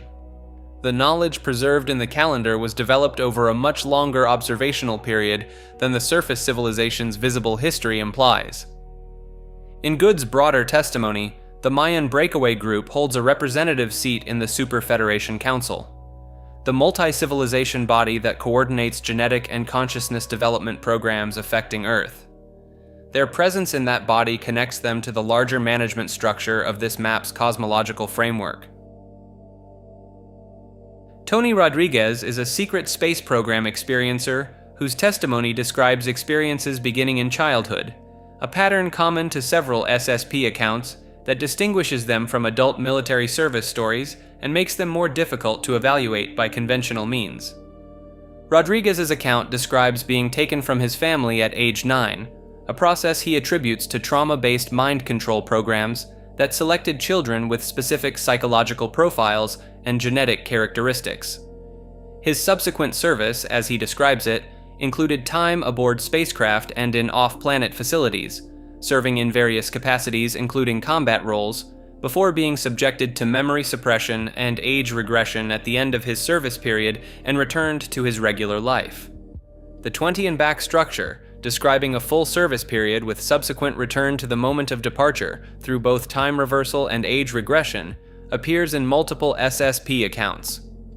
The internal logic of the program, as described by various testifiers, is that the individuals who have served cannot be reintegrated into society with full memory intact, because the information they carry about classified programs would constitute a security breach. Memory suppression with fragmentary recovery over subsequent years is the described mechanism for managing this. The evaluative challenge these testimonies present is genuine. They are neither easily verified nor easily falsified. The experiencers are not obviously coordinated. The details they provide are internally consistent and occasionally overlapping without being identical. The psychological trauma they describe is, in some cases, accompanied by evidence consistent with trauma. The alternative explanation, that these are false memories constructed by some combination of genuine childhood trauma, suggestibility, and the cultural framework of SSP research, cannot be ruled out from the outside. Bobby Ray Inman is not an obscure figure. Over a 31-year military career, he served as Director of Naval Intelligence, Vice Director of the Defense Intelligence Agency, Director of the National Security Agency, and Deputy Director of Central Intelligence, simultaneously with the NSA directorship in early 1981. An extraordinary concentration of intelligence authority that has no real precedent. He was the first naval intelligence officer to achieve permanent 4-star admiral rank. After retiring from government, he became CEO of the Microelectronics and Computer Technology Corporation. In alternative research and disclosure communities, Inman is cited as one of the key architects of UFO secrecy and black budget program oversight. Stephen GREER has named him as a central gatekeeper of ET information within the intelligence apparatus. His simultaneous leadership of NSA and CIA gave him structural access to compartmentalized programs across all agencies, the kind of cross-agency visibility that would be required to maintain a compartmentalized EET-related program above ordinary oversight. These allegations are unverified and denied by mainstream sources. His confirmed authority over the most sensitive U.S. intelligence programs is the documented fact. Everything else is inference from that position, but the inference follows from real institutional architecture. Jay Sather is an independent researcher and YouTube content creator whose work functions as a synthesis layer in the alternative history and consciousness research space.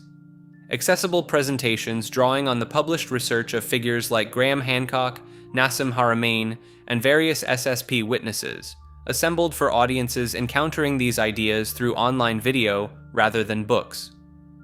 Sather's specific biographical details are not widely published, which is consistent with a generation of alternative researchers who built audiences through digital content rather than academic credentials or lecture circuits. What is documented is the content, ancient megalithic sites and their geometric, astronomical, and acoustic properties, lost civilization theories connecting these sites, consciousness research including DNA activation and frequency-based healing, and the broader spiritual implications of what alternative history research suggests about human origins and potential. His significance on this map is not as an original researcher, but as a communicator, one of the figures who has accelerated the spread of these ideas to audiences that might not engage with the primary source material. The infrastructure of the alternative research community in the current era runs substantially through video content, and Sather represents that distribution layer. Peter Hideout appears in the map's deepest tier as a designation whose circulating context in the SSP testimony community refers to a classified installation, described in the most specific accounts as a deep underground or off-planet facility serving as a command and coordination point for certain factions within the classified programs. Like several entries at this level of the map, the evidentiary basis consists almost entirely of claimed insider testimony whose specifics cannot be independently verified. The designation itself does not appear in declassified documents and is not associated with any named whistleblower in the publicly available record with sufficient specificity to allow investigation. Its position on this map places it in the category of entries that represent the deepest layers of the SSP testimony ecosystem, claims so specific, so far from any documentary verification, and circulating in such a limited community that their function is less evidentiary than organizational. They represent the inner nodes of a belief architecture that extends from the well-documented MK Ultra, Operation Paperclip, outward through successive layers of decreasing verifiability to a periphery where the testimony is the only available evidence, and the testimony itself cannot be checked. Whether this represents the outer frontier of genuine classified knowledge, the inner elaboration of an unfalsifiable belief system, or some mixture of both, is the question that each reader of this map must answer individually. Admiral Rico Botta was a real U.S. Navy officer who served as Assembly and Repair Officer at Naval Air Station San Diego during World War II, a legitimate career in naval aviation maintenance and logistics. He enters alternative research through William Tompkins' 2015 memoir, Selected by Extraterrestrials, which alleges that Botta secretly led a covert Navy intelligence network of 29 agents embedded within Nazi Germany's most advanced aerospace programs. According to Tompkins, these spies gathered technical data on advanced aircraft, including alleged anti-gravity flying saucer designs, and Botta served as the coordinating intelligence officer for the entire clandestine operation. In SSP research communities, Botta is credited with laying the groundwork for what became the US Navy's alleged secret space program, receiving technical debriefs from spies in Nazi facilities and distributing that intelligence to select US aerospace contractors, launching a parallel technological development track running alongside the official public space program. Mainstream historical records document Botta's legitimate service career without corroborating the extraterrestrial or covert intelligence claims. Operation Paperclip, the verified program to recruit Nazi scientists after World War II, provides partial context for how German aerospace expertise was transferred to American programs. Botta's alleged role positions him as the figure who created the channel through which that transfer happened at an earlier, more sensitive level. That is all. Thank you for watching.